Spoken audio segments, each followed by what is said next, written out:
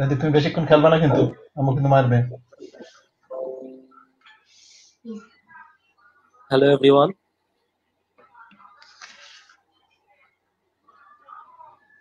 লাইভে জয়েন হচ্ছে, সময় নিচ্ছি আমরা। হ্যালো এভরিওয়ান, আসসালামু আলাইকুম। বুনন কর্তৃক আয়োজিত হায়ার স্টাডি ইন জার্মানি প্রোগ্রামে আপনাদেরকে স্বাগতম। আমরা প্রোগ্রামটা কিছুক্ষণের মধ্যে শুরু করতে যাচ্ছি। আমরা কিছু সময় লাইভ প্রোগ্রামটি বিভিন্ন ফেসবুক গ্রুপ এবং বিভিন্ন লিঙ্কডইন গ্রুপে শেয়ার করার জন্য আমরা কিছুক্ষণ সময় দিয়ে নিচ্ছি। আর কিছুক্ষণের মধ্যে আমরা শুরু করবো প্রোগ্রামটি।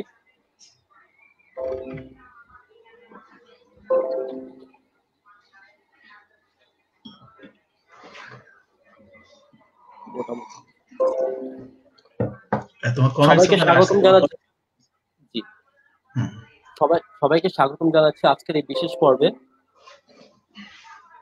আজকের প্রোগ্রামে হোস্ট হিসেবে আছি আমি ওয়াইজ আহমদ রিপন, বুননের চিফ কোঅর্ডিনেটর হিসেবে দায়িত্ব পালন করছি। এছাড়া আমাদের সাথে গেস্ট হিসেবে আমাদের সাথে যুক্ত আছেন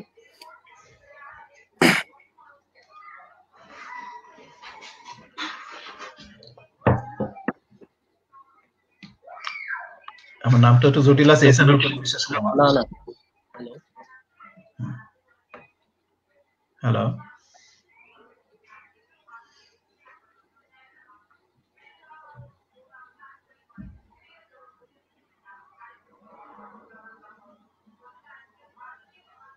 সবাইকে আসসালামু আলাইকুম, সবাইকে স্বাগতম জানাচ্ছি বুননের আজকের এই লাইভ প্রোগ্রামে। আজকে আমাদের এই প্রোগ্রামে আলোচ্য বিষয় হায়ার স্টাডি ইন জার্মানি।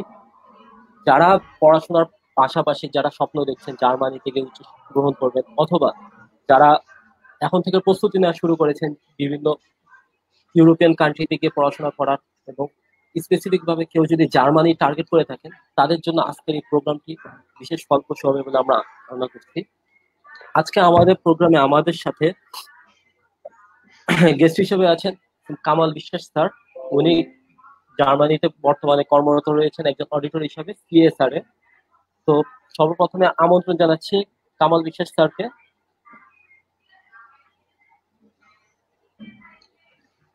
আসসালামু আলাইকুম। ওয়ালাইকুম আসসালাম। স্যার কেমন আছেন আপনি? হ্যাঁ, আলহামদুলিল্লাহ ভালো আছি, তোমরা কেমন আছো? জি আলহামদুলিল্লাহ ভালো। তো আসলে এই প্রোগ্রামে বেসিক্যালি আমরা জার্মানিতে উচ্চশিক্ষা নিয়ে এই যে কথাগুলো বা প্রোগ্রামটা আজকে আয়োজন করেছি। তো এখানে আমাদের বেসিক উদ্দেশ্য হচ্ছে একটা প্রপার গাইডলাইন। কারণ আমরা যেটা দেখি যে একটা প্রপার গাইডলাইনের অভাবে তো অনেকে অনেক কুচক্রের কাছে প্রতারিত হয়, অথবা অনেক ইনফরমেশন জানার কারণে দেখা যায় যে একটা ভুল করে ফেলে, যে এই ভুলের কারণে তারা একটা দিক নির্দেশনা পায় না, কিভাবে অ্যাপ্লাই করবে, কিভাবে কোন কোন ইউনিভার্সিটি তার জন্য সুইটেবল হবে, এই সকল বিষয়ে আজকে আমরা আপনার থেকে জানবো। তো অনুষ্ঠানের শুরুতে আমরা আপনার সম্পর্কে একটু জানতে চাচ্ছি যে আসলে আপনি আপনার ব্যক্তিগত ব্যাপারে, বা আপনি যে জার্মানিতে মাস্টার্স করেছেন, এটা কি আপনার স্টুডেন্ট অবস্থায় কি আপনার প্ল্যানিং ছিল যে আপনি আসলে একটা পর্যায়ে গিয়ে দেশের বাইরে মাস্টার্স করবেন? আসলে বেসিক্যালি আপনি জার্মানিতে যে মাস্টার্স করেছেন, এটার প্ল্যানিং এটা কি প্রি প্ল্যান ছিল কিনা, নাকি পরবর্তীতে আপনার প্ল্যানিং হয়েছে? অসংখ্য ধন্যবাদ রিপন। সর্বপ্রথম আমি ধন্যবাদ জানাই তোমাদের বুননের টিমকে, তোমাকে এবং সেটের সামনে যারা আমাদের লাইভ প্রোগ্রাম দেখছে সবাইকে আমার আন্তরিক অভিনন্দন। আসলে তোমাদের এই বুননের ওয়েবসাইট দেখে আমি খুবই অভিভূত হয়েছি। এত তথ্য সমৃদ্ধ, খুব সুন্দর একটা মডার্ন বলবো আর কি ওয়েবসাইট, যেটা টেক্সটাইল স্টুডেন্টদের জন্য, প্রফেশনালদের জন্য অত্যন্ত গুরুত্বপূর্ণ, এবং এটা বড় রোল প্লে করছে বা ভূমিকা রাখবে ভবিষ্যতে, এটা আমি আশা করি। তো যাই হোক, আমি আনন্দিত আমাকে ইনভাইট করার জন্য। আমিও চেষ্টা করবো আমার পক্ষ থেকে সর্বতভাবে চেষ্টা করার, যারা তোমরা আছো এবং টেক্সটাইল নন টেক্সটাইল যারা বিদেশে আসতে চায়, বিশেষ করে ইউরোপে বা জার্মানিতে, তাদের যেসব তথ্য দরকার সেগুলো দিয়ে সহযোগিতা করার জন্য। এবার আসি তোমার প্রথম প্রশ্ন। অ্যাকচুয়ালি আমার জার্মানিতেই পড়াশোনা করার কোনো প্ল্যান বা হায়ার এডুকেশনের কোনো প্ল্যান আমার কখনোই ওইভাবে মনের ভিতরে ছিল না। আমি টেক্সটাইল কি বলবো, আমি ইন্টারমিডিয়েট কমপ্লিট করার পরে প্রথমে খুলনা ইউনিভার্সিটিতে ভর্তি হই, বিভিন্ন জায়গায় ভর্তি পরীক্ষা দেই, পরে টেক্সটাইলে যখন পড়লাম, টেক্সটাইলে পড়ার পরে আমার একটু অন্যরকম একটু ফ্যাসিনেশন ছিল, আমি একটু লোকাল পলিটিক্স বা সমাজসেবা এসব বিভিন্ন সংগঠনের সাথে জড়িয়েছিলাম, যে কারণে আমি ঢাকা থেকে ত্যাগ করে আমি সাতক্ষীরা চলে যাই এবং পরে আমি খুলনাতে আমি textile department of textile under textile vocational ইনস্টিটিউটের ডিপার্টমেন্ট মানে একটা ইনস্টিটিউট হেড হিসেবে দায়িত্ব পালন শুরু করি। তো যখন শুরু করলাম তখন মানে কিছুদিন পরে আমি একটু মনের ভিতর থেকে তাগিদ অনুভব করলাম, কারণ আমার সেই সমাজসেবামূলক কাজগুলো যেগুলো আমি করতে চাচ্ছিলাম সেগুলো সব কেমন জানি হয়ে উঠছিল না। তখন আমি ভাবলাম যে ঠিক আছে, তাহলে আমি একটু আমার বোধহয় হায়ার এডুকেশনের দরকার। তো আমি সেই কল্পনা থেকেই আমি তখন হায়ার এডুকেশন, তো তখন বিষয় হয়েছে যে আসলে আমার এত সক্ষমতা ছিল না যে আমি সেলফ ফাইন্যান্স বা কোনোভাবে আমি পড়তে পারবো। তখন আমার সামনে একটি মাত্র পথ খোলা ছিল যে আমাকে যে কোনো ভাবে স্কলারশিপ অর্জন করে পড়তে হবে। তো তখন আমি বিভিন্ন জায়গায় খোঁজ খবর শুরু করলাম এবং জার্মানিতে দেখতে পেলাম যে জার্মান সরকার স্কলারশিপ দেয়, এবং সব থেকে মজার বিষয় যে আমি টেক্সটাইলের একজন স্টুডেন্ট হিসেবে নন টেক্সটাইলের একটা সাবজেক্টে ড্যাড স্কলারশিপ জার্মান সরকার প্রদত্ত, এটা খুব উচ্চমাপের একটা বৃত্তি বলবো। তো সেটা নিয়ে আমি জার্মানিতে প্রথম আসি। ধন্যবাদ। ধন্যবাদ। আসলে একজন টেক্সটাইল স্টুডেন্ট হিসেবে আপনি একটা নন টেক্সটাইল একটা স্কলারশিপ যে ড্যাডের থেকে পেয়েছেন, এটা বেসিক্যালি কিভাবে বা সম্ভব কিভাবে হয়েছে? সেটাই মজার বিষয়, কারণ আমি আমার অভিজ্ঞতাগুলো তথ্যগুলো তুলে ধরতে মানে আমি যেটাই বলবো সেটাই আসলে এক একটা তথ্য এবং সেটা কাজে দিবে, কারণ এটা আমার মনে হয়, কারণ আমি এখান থেকে সেই 20-25 বছর আগে, সেই 20-25 বছর না হলে 20 বছর তো বটেই, 2003 সালে আমি প্রথম জার্মানিতে আসি। তো তখন টেক্সটাইল কলেজ ছিল, তো তখন কম্পিউটারের সাবজেক্ট বলতে গেলে ছিলই না, একটা ছিল, তো আমরা কখনো কম্পিউটার হাত দিতে পারতাম না, ওই ল্যাবে দেখতাম সেই পুরাতন পিসি। যা হোক, আমাদের কোনো ইমেল আইডিও ছিল না। তারপরে আমি যখন লেখাপড়া শেষ করলাম, শেষ করে তো আমি গ্রামে ফিরে গেলাম, কারণ গ্রাম কেন্দ্রিক চিন্তা চেতনা সবসময় আমার ছিল। আমার একটা সায়েন্স ক্লাব ছিল, আমার একটা পাঠাগার ছিল, সেখান থেকে সেই 20 বছর আগে আমি সাহিত্য সমিতি বের করতাম সেই সাতক্ষীরার এক পল্লী গ্রাম থেকে। তো এইসব চিন্তা চেতনা আমার ছিল, যে কারণে তথ্য প্রযুক্তির সাথে তখন আমার মানে পরিচয় ভালোভাবে হয়ে ওঠেনি। আমার নিজস্ব একটা ইমেল অ্যাড্রেসও ছিল না। তো আমি অন্যের ইমেল অ্যাড্রেস করে, আমার ভাগনা ঢাকায় থাকতো, তাকে বলতাম এটা লেখো ওইটা লেখো, আমি এই মানে বিভিন্ন অন্যের মাধ্যম দিয়ে তথ্যগুলো কালেকশন করতাম। তো আমি চিন্তা করলাম যে আমি as being a textile engineer, কম্পিটিশনটা অনেক বেশি, কারণ আমি দেখলাম যে টেক্সটাইলের স্কলারশিপটা খুবই লিমিটেড। আমি খোঁজ নিলাম তার আগে কয়েকজনের, তো যেখানে একটা দুইটা স্কলারশিপ দেয় জার্মান সরকার, এই একটা দুইটার পরে নির্ভরশীলতা থেকে আমি বলতে পারি না যেটা আমি পাবো, কারণ আমার থেকেও ভালো স্টুডেন্ট আমার ব্যাচে ছিল বা অন্যান্য ইয়ারে ছিল। তখন আমি ড্যাডের ব্রোশিউরটা দেখতে লাগলাম, কালেক্ট করলাম এম্বাসি থেকে অন্যের মাধ্যমে, এবং আমি সেখানে সার্চ করলাম, মানে আমাকে আমি আমার নিজেকে আত্মনিয়োগ করলাম না একটা নতুন কিছু খোঁজার একটা চিন্তা ভাবনা। তো ঠিকই তখন একটা সাবজেক্ট আমি খুঁজে বের করলাম যে ভোকেশনাল অ্যাডাল্ট এডুকেশন, সেখানে কিন্তু টেক্সটাইলের কিছুই নাই। তো আমার চিন্তায় আসলো যে যেহেতু আমি একটা ভোকেশনাল ইনস্টিটিউটের দায়িত্ব পালন করি ডিপার্টমেন্টের হেড হিসাবে, ইনস্টিটিউটের হেড হিসাবে, তো এটা তো আমার প্রয়োজন এবং এটা আমি অ্যাপ্লাই করতে পারি, সেই চিন্তা ভাবনা থেকে আমি অ্যাপ্লাই করলাম এবং জার্মানিতে প্রথম বাংলাদেশি হিসাবে সেই সাবজেক্টে আমি এখানে আসলাম। এবং আমার দেখা দেখি পরে 1 বছর পরে যে আরো 2 জন বাঙালি স্টুডেন্ট আসলো, পরে বোধহয় আরো একজন আসছিল, রিসেন্টলি আমি জানি না। এইভাবেই নন টেক্সটাইলের ট্র্যাকে আমি এসে পড়ছিলাম। কংগ্রাচুলেশন। প্রথম বাংলাদেশি হিসাবে নন ভোকেশনালে আপনার স্কলারশিপ নিয়ে যাওয়ার জন্য অভিনন্দন আপনাকে। বেসিক্যালি তখন টেক্সটাইলের যে এডুকেশনটা ছিল, আমি যতটুকু জানি যে আপনি 1994 থেকে 98 বেচে বাংলাদেশের টেক্সটাইলে পড়াশোনা করেছেন। সেই তখনকার সময় টেক্সটাইলে পড়াশোনার কথা অনেকে ভাবতেও না, চিন্তাও করতো না, কিন্তু সেই সময় আপনি পড়াশোনা করেছেন এবং সেখান থেকে আজকে এমন একটা পর্যায়ে এসেছেন যে আজকে আপনি জার্মানিতে ভালো পজিশনে আছেন। তো আপনার যে টার্ন ওভার বা এই যে আপনার যে এই প্রচেষ্টার যে সক্ষমতা বা সফলতা যেটা আজকে আমরা দেখছি, এটা কিন্তু একদিনে আসেনি। এটার সূচনাটা হয়েছে আপনার এই যে তীব্র আকাঙ্ক্ষায়। যেমন আপনি বললেন আপনার ইমেল আইডি ছিল না, যার একটা ইমেল আইডি পর্যন্ত ছিল না, সে জার্মানির ইনফরমেশন সংগ্রহ করে স্কলারশিপ নিয়ে গ্রামে থেকে জি এটা আসলে আমাদের জন্য অনুপ্রেরণাদায়ক। তো এর পরবর্তীতে আপনি জার্মানিতে যখন আসলেন, তো তখন নতুন অবস্থায় কি কি সমস্যা বা কি কি অভিজ্ঞতা ফিল করেছিলেন? আসলে এর আগে আসার আগে আমার মনে হয় একটু অ্যাড করা দরকার। এই মনে করো আমরা মানে আমি আসলাম প্রথম প্রোগ্রামে 120 ক্রেডিটের একটা মাস্টার্স প্রোগ্রামে টেকনিক্যাল ইউনিভার্সিটি অফ ড্রেসডেনে।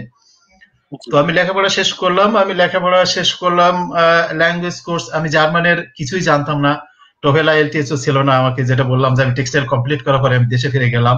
গ্রামে যে ওই গ্রামীণ জনগোষ্ঠীর কাজ করতে চাইছিলাম, যেটা হলো না, বিদায় আমি আবার ফিরে আসলাম।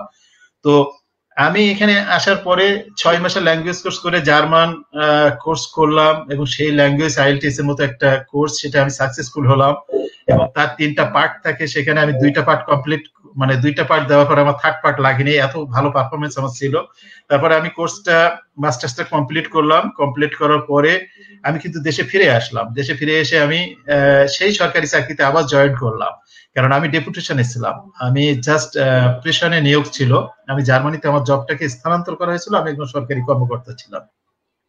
তো আমি লেখাপড়া শেষ করে ওই দেশের টানে আবার ফিরে গেলাম, যে সেখানে জয়েন করলাম। যা হোক, খুলনা থেকে যখন আমাকে ট্রান্সফার করে বাগেরহাটে দেওয়া হলো, তখন আমি ভাবলাম যে বিদেশ থেকে আসার পরে বাগেরহাটে যে শুট করাটা কষ্ট, তখন আমি জবটাই চেঞ্জ করলাম। আমি বিশ্ববিদ্যালয়ে চলে আসলাম, মাওলানা ভাসানী বিজ্ঞান ও প্রযুক্তি বিশ্ববিদ্যালয়।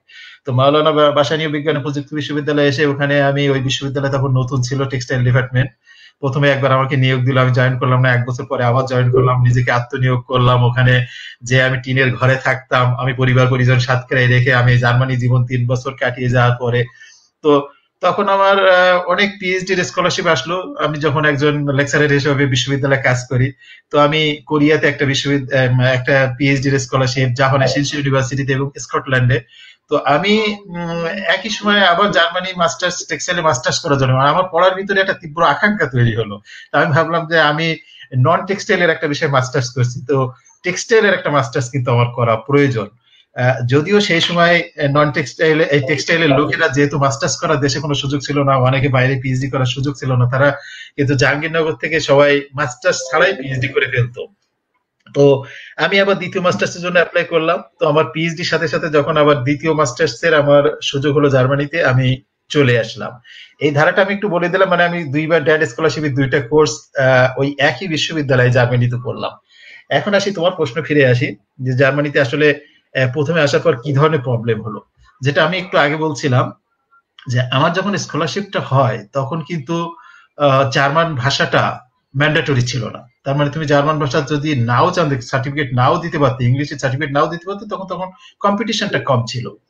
তো আমি যখন আসলাম, তো এসে প্রথম ল্যাঙ্গুয়েজ কোর্সে গেলাম। তো ল্যাঙ্গুয়েজ কোর্সে আমার সাথে টেক্সটাইলে 2জন স্টুডেন্ট আসলো। তো তারা ঢাকায় থাকতো, তারা আমার থেকে একটু আপডেট ছিল। তো তারা যখন স্কলারশিপটা হয়েছে, তারা একটু ভাষা শিখছে, জার্মান ভাষা, জার্মানি ভাষায় পড়াশোনা করতে হবে। কিন্তু আমি যেহেতু গ্রামে ছিলাম, আমার সুযোগটা হয়ে ওঠেনি। তো আমি জার্মান বর্ণগুলোও পড়তে পারতাম না। তো আমি এখানে এসে প্রথম ক্লাসেই গেলাম, তখন এবিসিডি কে আ বে সে ডে দিয়ে শুরু করলাম, সবাই হাসাহাসি করে। আমার সাথে আমার ইয়ামেনের এক বন্ধু যোগ হলো, সে পিএইচডি করতে আসলো আরবিসল্যান্ডের। তো সেও পারে না, তো আমরা দুজন একবার এবিসিডি থেকে শুরু করলাম, 1 2 3 কে আইনস ওয়াই ডাই বলে। এইভাবে খুব একটা মেন্টাল প্রেশার পড়লো। তো তারপরে আমরা আনন্দের সাথে নিলাম, এই একটা জিনিস এখান থেকে শুরু করলাম। তারপরে প্রবলেম যেগুলো হলো, ভাষাগত একটা, এইটাই প্রবলেম শুরু হলো, যে কোনো ভাষা জানি না, পারি না, এরা ইংলিশে প্রচলন নাই। তারপরে যেটা আসলো কালচার, কালচার আমরা তো কখনো দেখিনি। সব থেকে বড় জিনিস হলো, তুমি একটা অন্য দেশে গেলে কালচার। কারণ আমি যখন হোস্টেলে এসে উঠলাম, পাশের রুমে এসে দেখি যে একটা মেয়ে থাকে, ও পাশে একটা মেয়ে থাকে, নিজে রান্না করে খেতে হয়। তো আমরা তো কখনো দেখিনি যে একই হোস্টেলে ছেলে মেয়ের থাকা। তারপর আমি জীবনে কখনো রান্না করিনি। আমি বেগুন ভাজতে যাই, বেগুনটা পুড়ে যায়, আমি ডিম ভাজতে যাই, ডিমটা পুড়ে যায়। এই যে একটা তারপরে পড়ার ধরনটা সম্পূর্ণ ভিন্ন। তো এরকম একের পর এক বিভিন্ন জিনিস, সবই নতুন। মানে সেই 20-25 বছর আগের বাংলাদেশ আর এখন জার্মানির, এখন তো অনেক ডেভেলপ, অনেক তথ্য বা অনেক প্রযুক্তি ট্রান্সফার হয়েছে। তো তখন সবগুলো আমাদের কাছে নতুন ছিল, সবকিছুই আমাদের কাছে মানে ট্রাভেল সিচুয়েশন মনে হতো। যাই হোক, একের পর এক আমরা এগুলো ওভারকাম করছি। এখন আপনার এই অভিজ্ঞতার প্রেক্ষিতে, এখন যদি বর্তমানে যদি কোনো স্টুডেন্ট জার্মানিতে হায়ার এডুকেশন নিতে যেতে চায়, আপনি কি তাদেরকে সাজেস্ট করবেন যে আসলে কি ওখানে বর্তমানে স্কুলটা কিরকম আছে, বা ওখানে ডেফিনেটলি।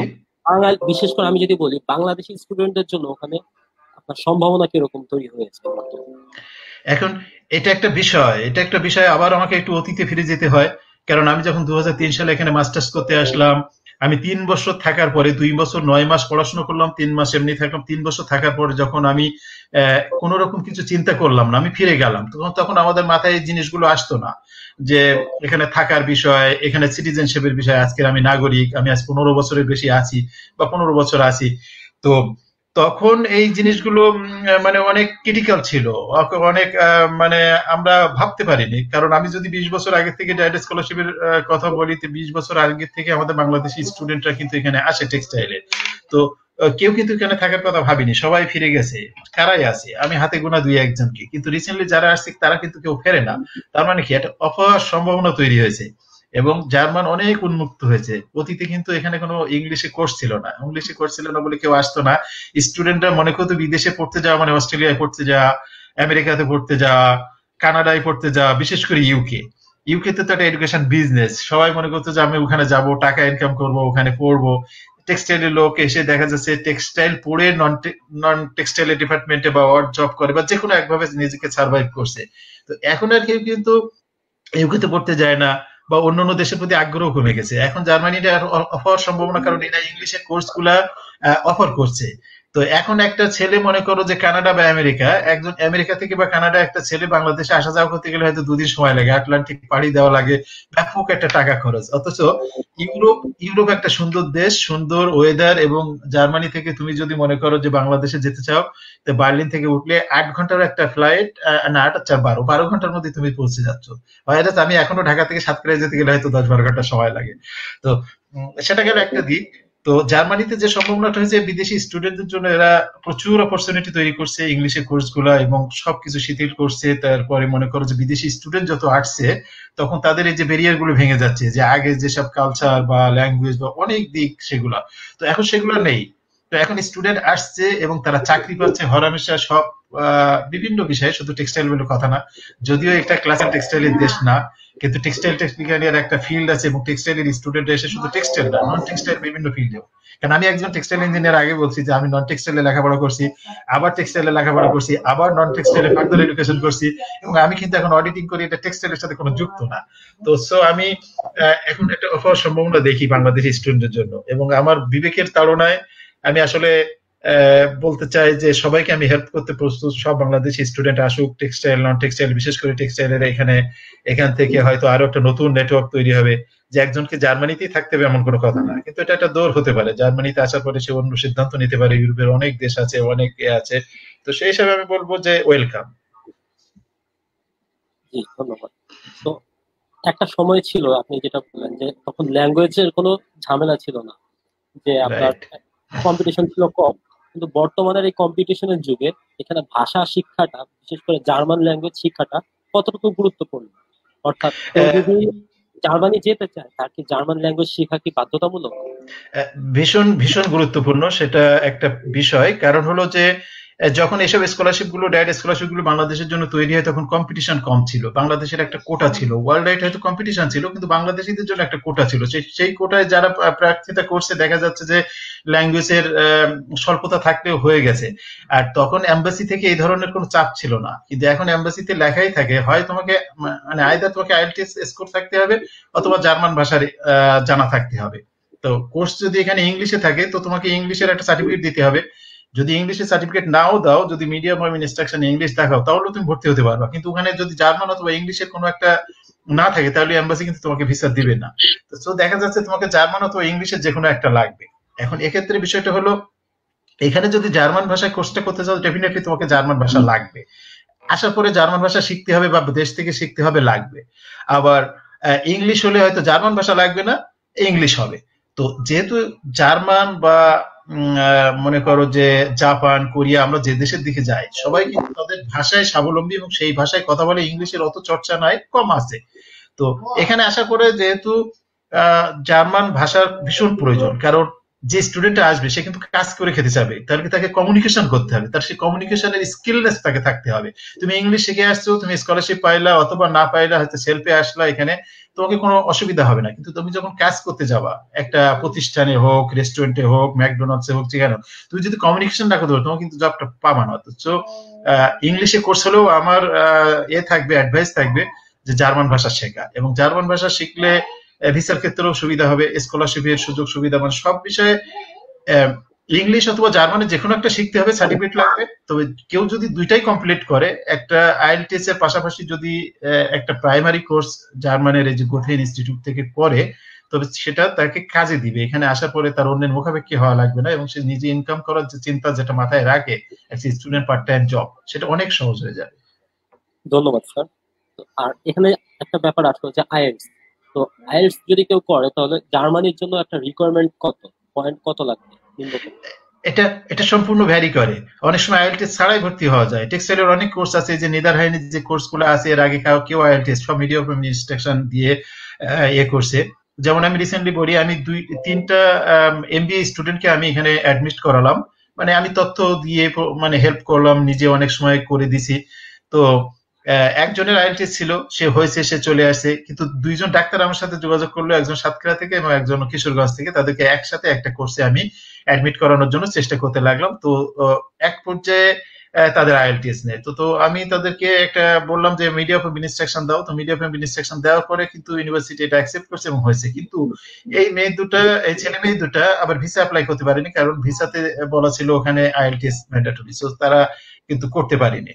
তো এই জন্য এটা আসলে ভ্যারি করে যে কত লাগবে। আইএলটিএস এর স্কোর কোথাও 6, কোথাও 6.5, তবে এভারেজ মোটামুটি আমি যেটা দেখছি যে 6.5, 7টা হতে পারে, হয়তো মেডিকেল বা খুব মানে সেই ধরনের একটা সাবজেক্ট যেখানে ইংলিশের খুবই প্রাধান্য হয়তো, তো সেখানে থাকতে পারে। আদারওয়াইজ আমার চোখে যতগুলো পড়ছে আমি এভারেজ 6.5ই দেখছি। জি স্যার, ধন্যবাদ। তাহলে আইএলটিএস এর জন্য আমরা এভারেজ স্কোর বা সেফ স্কোর ধরতে পারি 6.5 থেকে 7। এটা ধরতে পারি, প্লাস যেখানে আমি সাবজেক্টটা পড়বো হয়তো আমি অনেক আগে থেকে দেখবো, তাই না? আমার একটা মনে করে যে একটা স্টুডেন্ট এক সেমিস্টার পরে সে চিন্তা করবে যে ওই কোর্সে আমি যাবো, তাহলে ওই কোর্সের রিকোয়ারমেন্টসটা সে দেখে নিবে যে কত। তবে ম্যাক্সিমাম বললাম যে 6.5, এমন হয় যে 6.5 হয়নি, 6 হয়েছে, সে অ্যাডমিশন মানে জার্মানিতে। এইগুলো জার্মানির সফল, মানে যেহেতু ইংলিশ ভাষাটা এখানে ভাষা না, অনেক কনসিডার করে ওরা। আর বেসিক্যালি আপনি একটু বললেন যে জার্মান ল্যাঙ্গুয়েজটা শিখে গেলে কি এক্সট্রা বেনিফিটেড হবে, কারণ ওখানে কি যে পার্ট টাইম জবের ক্ষেত্রে বা অন্যান্য ক্ষেত্রে। রাইট, তো রাইট। জার্মানিতে কি ইংরেজিটা আপনার বিভিন্ন রেস্টুরেন্ট বা অন্যান্য কর্মক্ষেত্রে কি ইউজ একদম হয় না বললেই চলে? সেটাও ঠিক না, হয় যেখানে টুরিস্ট আছে, যেখানে মাল্টিকালচারাল, বার্লিনের মতো, স্টুটগার্ট বা মিউনিকের মতো। কিন্তু বিষয় হলো যে তোমাকে জবটা দিবে, সে সে নিজেও কমিউনিকেশনের জন্য কমফোর্ট ফিল করে না ইংলিশ ভাষায়। তো সে চাইবে যে একজন জার্মান জানা এবং ইংলিশ জানা দুইটা দক্ষতাই যদি থাকে, তাহলে তাকে প্রাধান্য দেবে, এটাই স্বাভাবিক।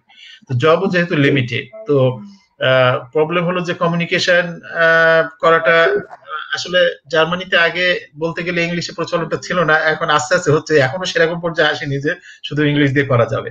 তো সেই জার্মানটা প্রাইমারিলি একটু শিখলে এখানে আসলে বাকিটা আস্তে আস্তে শেখা যাবে। তো আসলে দরকার একটা দেশে, কারণ আমি তো আসবো একটা বিশাল আগ্রহ বা উদ্দেশ্য নিয়ে, তাই না? যে আমি জার্মানিতে যাব, লেখাপড়া করব, সেখানে থাকবো, জব করব।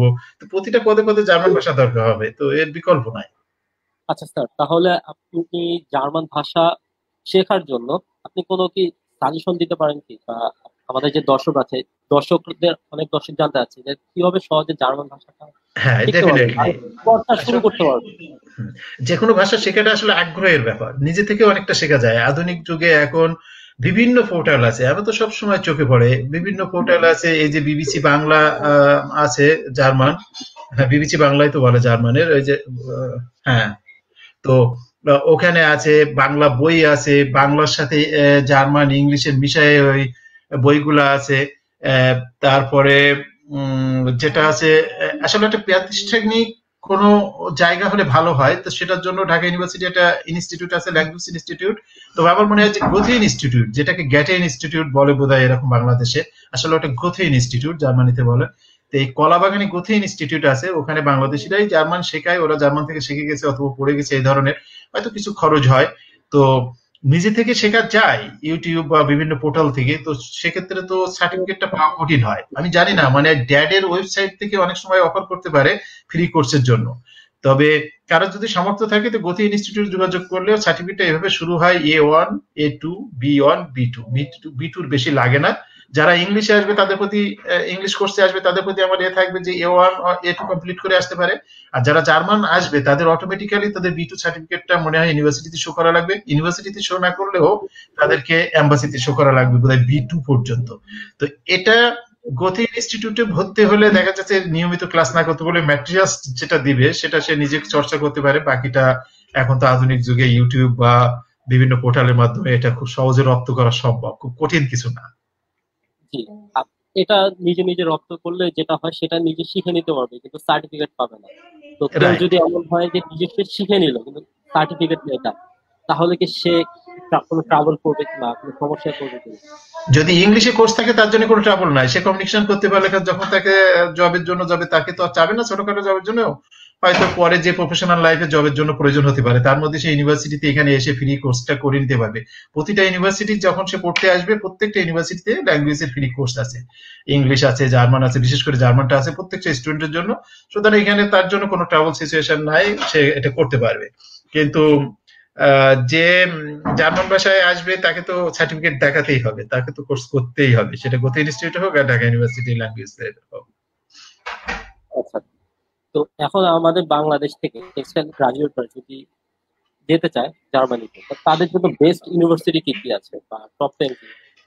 এখানে আমি সকাল থেকে আমি গতকাল থেকে ভাবতেছিলাম, আসলে আমার কথাটা প্রত্যেকটার সাথে একটা যোগসূত্র আসবে যে আমি নন টেক্সটাইলের লোক হয়ে আমি এই টেক্সটাইলের লোক হয়ে নন টেক্সটাইলে আসছিলাম, এই এক্সাম্পলটা আমি প্রথমে খেলা করছি।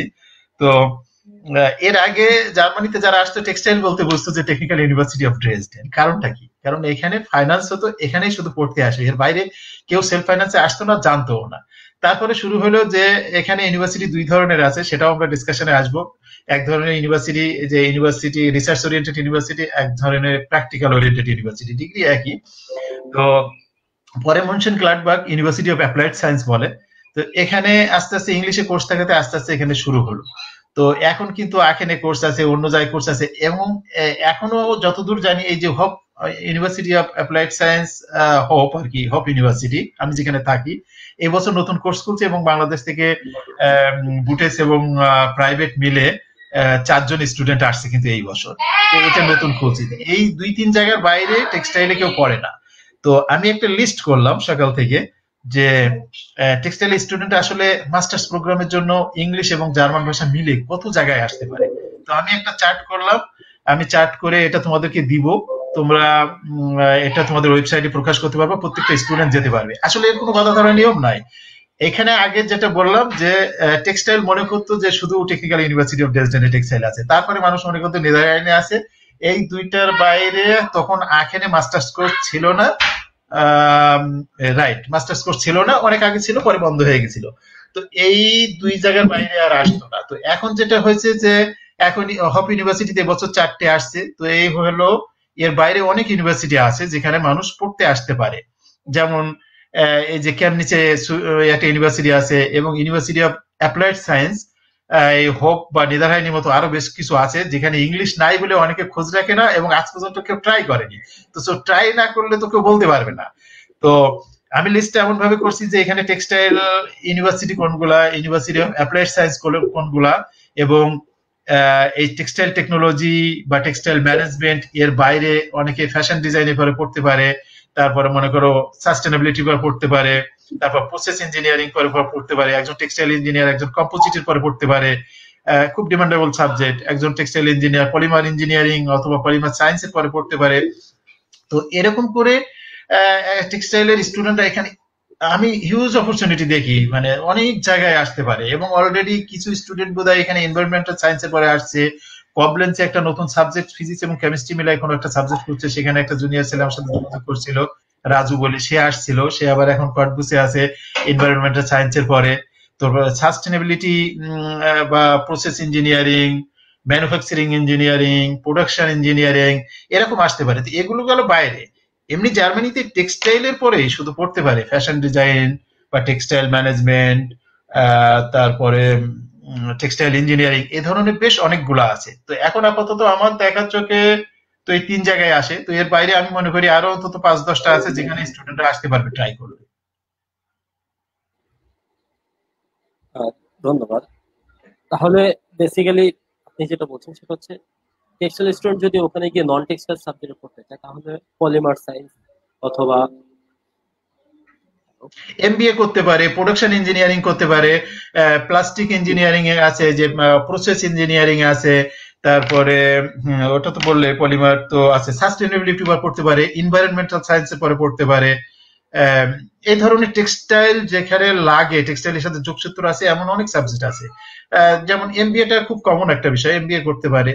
তো এটার আসলে কোনো সুনির্দিষ্ট যে এটাই হবে সেরকম না। আসার পরে আবার এখানে হয়তো অনেক সময় নন টেক্সটাইল সাবজেক্টে রিলেটেড না থাকলে আসতে সমস্যা হয়। সে এখানে টেক্সটাইলে কোনো সাবজেক্টে আসার পরে আবার এটাকে চেঞ্জ করতে পারবে, এখানে এসে খোঁজ নিতে পারবে প্রতিটা ইউনিভার্সিটিতে। কারণ আমাদের টেক্সটাইলরা ইঞ্জিনিয়াররা এখন নাসায় কাজ করে। রিসেন্টলি আমি দেখতেছিলাম একজন টেক্সটাইল ইঞ্জিনিয়ার নাসায় ডাটা ম্যানেজার হিসেবে কাজ করে, যেটা ডেটা অ্যানালাইসিস, না ডাটা ম্যানেজার, ডেটা অ্যানালাইসিস। তো এটা আসলে সম্ভব, সবকিছুই সম্ভব।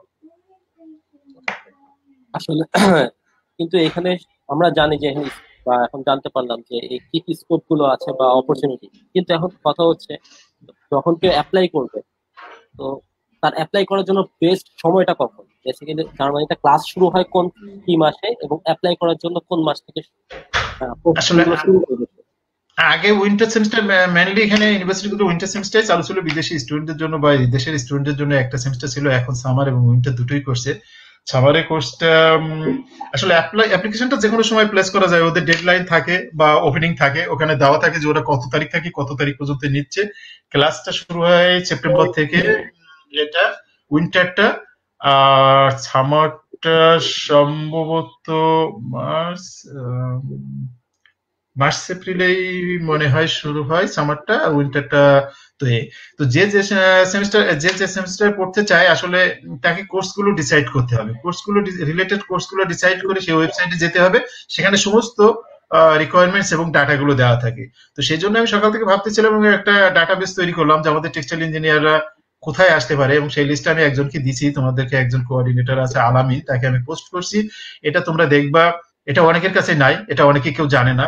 কারণ আমার টেক্সটাইলে স্টুডেন্ট লাইফটা একটু বেশি। আমি টেক্সটাইল নন টেক্সটাইল মিলে পড়াশোনা করছি এবং অনেককে হেল্প করি।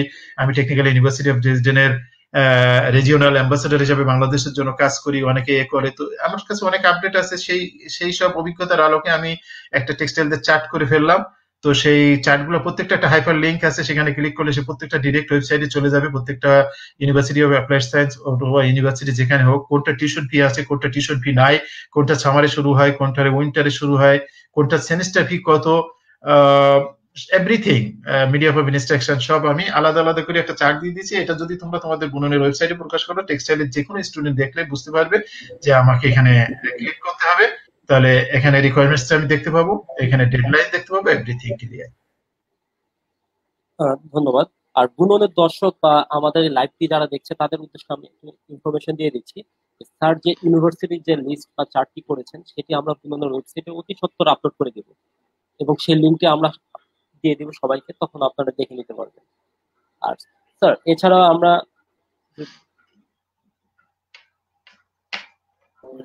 জার্মানিতে আবেদনের যে ভিসা অ্যাপ্লিকেশনের যে প্রসেসটা, এই প্রসেসটা নিয়ে যদি কিছু বলতেন। হ্যাঁ, রাইট, এটা একটা গুরুত্বপূর্ণ আসলে এই ধাপে এটাই আসবে, এটাও আমি ভাবতেছিলাম। এখন একটা স্টুডেন্ট, একটা সময় ছিল যে বিদেশে লেখাপড়াটা মানে যে টিউশন ফি স্কলারশিপ, মানে স্কলারশিপের দরকার নেই, টিউশন ফি স্কলারশিপটাও আকর্ষণীয় ছিল।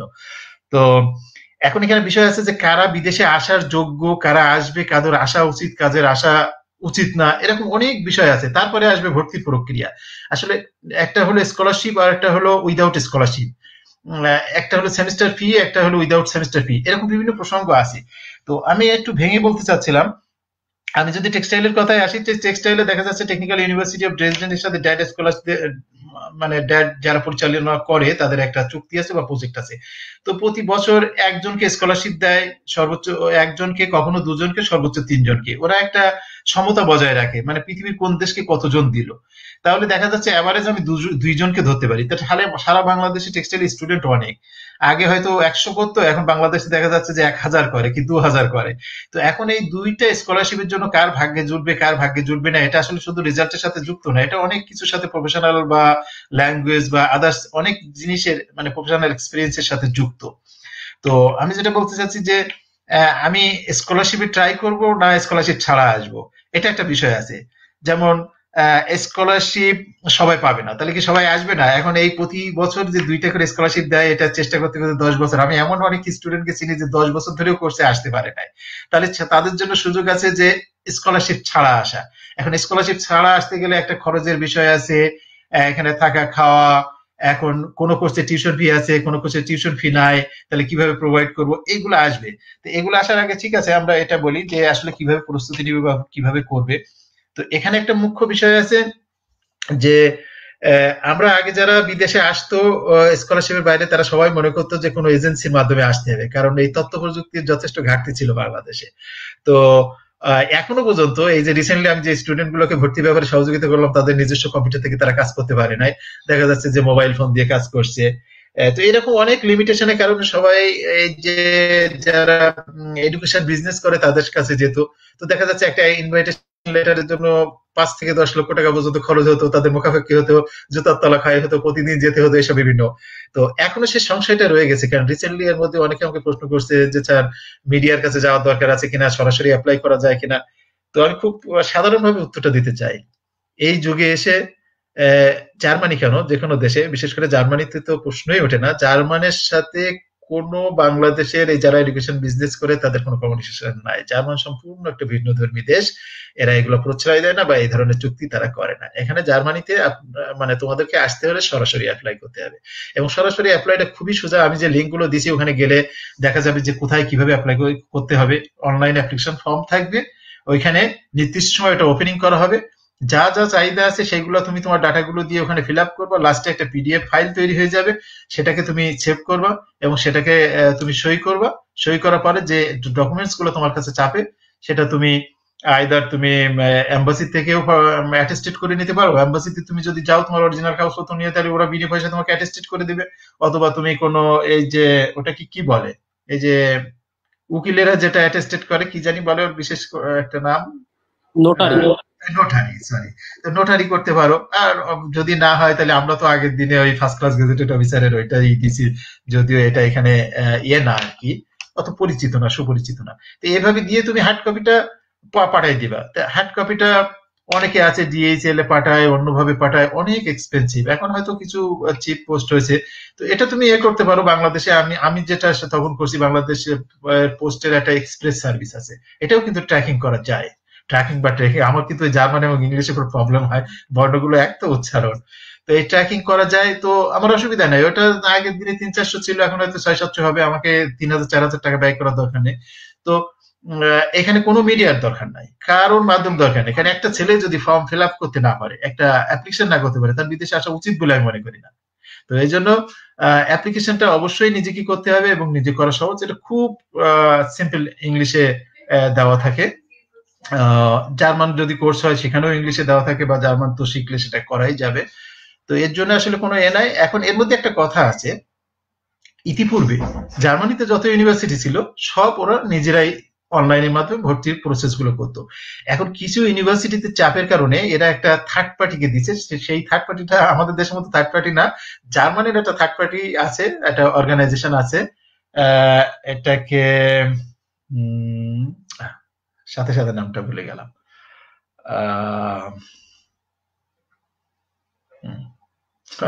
খুব কমন নামটা খুব দ্রুত ভুলে গেলাম।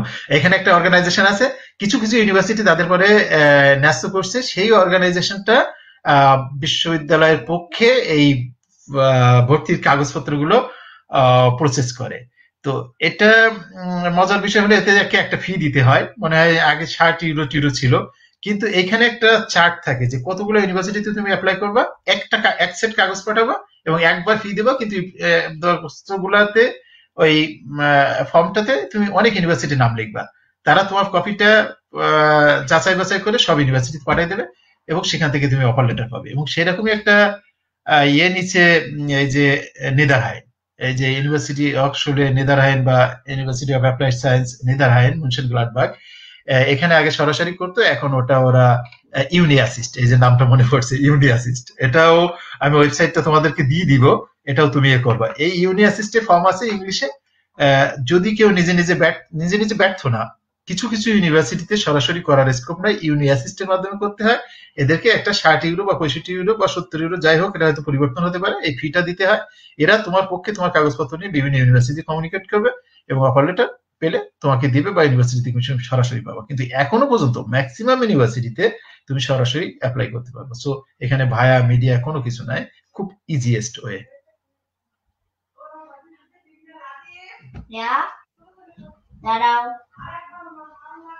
আচ্ছা, তাহলে আমরা যদি প্রসেসটা যদি আমরা খুব সংক্ষেপে যদি বলি, প্রথমে আমরা নিজেরা ইউনিভার্সিটিতে অ্যাপ্লাই করব নাকি প্রথমে ভিসা অ্যাপ্লাই করব? আমি প্রশ্নটা বুঝতে পারিনি। প্রথমে কি আমরা ইউনিভার্সিটি অ্যাপ্লাই করে ইউনিভার্সিটি থেকে কনফার্মেশন নিয়ে তারপর ভিসার জন্য কাজ শুরু করব কি? রাইট। এটা আসলে আমি আমার মাথায় ঘুরতেছে আরেকটা প্রশ্ন, এটা তোমরা নোট করে রাখো যে সেলফে আসবো নাকি স্কলারশিপে আসবো, সুবিধা অসুবিধা, এটা আমার মাথায় ঘুরতেছে, এটা একটু পরে আসবে। এখন বিষয় হচ্ছে যে প্রসেসটা হলো যে কি, আমি পড়বো তাহলে আমি কোর্স খুঁজবো, এবং আমি কোর্স খুঁজবো, একাধিক কোর্স খুঁজবো, একটা কোর্স খুঁজে তো লাভ নেই, একটা তো আমাকে মিস হতে পারে, তাই না, ডিনাই করতে পারে, আমি পড়তে না, একাধিক কোর্স খুঁজবো, এখানে পয়সার দরকার নেই, কোনো টাকা পয়সা লাগবে না, আমি কোর্স গুলো খুঁজবো, প্রত্যেকটা ওয়েবসাইটে যাব, আমি তাদেরকে কোর্স কোঅর্ডিনেটর আছে প্রত্যেক জায়গায়, তাদেরকে তাদেরকে প্রশ্ন করব, ইমেল করব যে আমি এই কোর্সটা পড়তে চাই, আমার আমি পড়তে পারবো কিনা, তারাই তোমাকে গাইড করবে, তারাই তোমাকে লিঙ্ক দিবে বা ওখানে ডাইরেক্ট লিঙ্ক আছে, তুমি অ্যাপ্লাই করবা। তুমি যদি হার্ড কপি আগে নাও পাঠাও, ওইটার তারা যাচাই বাছাই করে হয়তো তুমি বলতে পারে যে তুমি এলিজেবল আমাদের এখানে পড়ার জন্য। তাহলে তুমি তো আগে অ্যাকসেপ্টেন্স লেটার পেতে হবে, তারপরে ভিসা প্রসেস। তাহলে অ্যাকসেপ্টেন্স লেটার পেতে হলে তোমাকে অ্যাপ্লাই করতে হবে। ফার্স্ট স্টেপ হলো যে আমি ইউনিভার্সিটিতে পড়বো, চয়েস করবো, অ্যাপ্লাই করার পরে আমি অ্যাকসেপ্টেন্স পাবো, এই অ্যাকসেপ্টেন্স পাওয়ার পরে ভিসা প্রসেসটা শুরু হবে।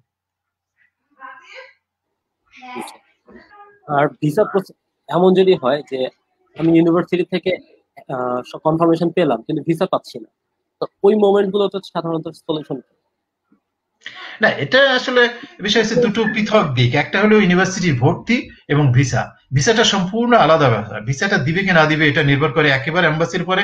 আমি যদি 10টা সাবজেক্টে ভর্তি হই বা স্কলারশিপ পাই, আমাকে ভিসা দিতেও পারে, না দিতে পারে। এখন আসবে যে ভর্তি রিকোয়ারমেন্টস ফুলফিল করলে আমি ভর্তি হতে পারবো, ভিসা রিকোয়ারমেন্টস ফুলফিল করলে আমি ভিসা পেতে পারবো। তো যখন আমি অ্যাকসেপ্টেন্স লেটার পাবো, তখন আমি এই অ্যাকসেপ্টেন্স লেটার নিয়ে আমি কি করবো, ইউনিভার্সিটিতে, এটা হলো অ্যাকসেপ্টেন্স, এই অ্যাকসেপ্টেন্সটা পারবো, এনরোলমেন্ট নিতে হবে আমাকে। তার মানে আমাকে সেমিস্টারে একটা ফি আছে, সেটা 100 ইউরোর মতো, কোনো জায়গায় হয়তো 150 ইউরো, এটা 6 মাসের জন্য, এটা কোনো ফি না, কারণ এখানে ম্যাক্সিমাম কোর্সের কোনো টাকা নাই, কিছু কিছু কোর্সের টাকা আছে, সেটা তো বললাম সেটা আলাদা, বাংলাদেশের মধ্যে হয়তো প্রাইভেট আছে, কিন্তু যেগুলো টাকা নাই সেগুলো আসলে 6 মাসের জন্য একটা টিউশন যে টাকাটা দেওয়া লাগে, সে টাকাটা হলো এখানে বাস, ট্রেন, ট্রাম সবকিছু তুমি চড়তে পারবা, সমস্ত সুযোগ সুবিধা সব মিলাই 6 মাসের জন্য একটা টাকা দিলে, এটা কোনো টিউশন ফি না, এটা ভর্তি ফি। তো এই ভর্তি ফিটা দিয়ে এনরোলমেন্ট নিতে হবে। তো অ্যাডমিশন যখন হবে তখন এম্বাসিতে যেতে হবে, যে আমি মানে ইনভাইটেশন নিয়ে যাওয়া যাবে না, আমি এনরোলমেন্ট হওয়ার পরে আমি ভর্তি হয়েছি, আমি জার্মানি বিশ্ববিদ্যালয়ের একজন স্টুডেন্ট, সেই কাগজপত্র মর্মে কাগজপত্র নিয়ে তুমি এম্বাসিতে যাবা, এম্বাসিতে গিয়ে তুমি ফর্ম নিবা অথবা ডাউনলোড করবা ওয়েবসাইট থেকে। এখন ওখানে রিকোয়ারমেন্টস দেওয়া আছে, তোমার আইএলটিএস লাগবে নাকি জার্মান ভাষা লাগবে, বা দুটোর একটা হলে হবে, এবং তোমার আদার্স কি কি আছে লাগবে, সেখানে পাসপোর্ট সাইজের ছবি বা আদার্স কি লাগবে, তুমি সেই ফর্মটা ডাউনলোড করবা ওয়েবসাইট থেকে, ফিল আপ করবা, এবং ওয়েবসাইটে একটা অ্যাপয়েন্টমেন্ট ক্যালেন্ডার আছে, যেটা এখন খুব ভিড়, কারণ এখন জার্মানিতে এত বেশি স্টুডেন্ট আসছে যে ওরা হিমশিম খেয়ে যাচ্ছে। তো ওখানে তুমি একটা অ্যাপয়েন্টমেন্ট নিতে পারবা নিজে নিজে। তার মানে মনে করো তোমার অ্যাপয়েন্টমেন্টটা 3 মাস পরে পড়লো, এটা আবার চেঞ্জও করা যায়, মাঝে মাঝে খালি হয়, নতুন অ্যাপয়েন্টমেন্ট হয়।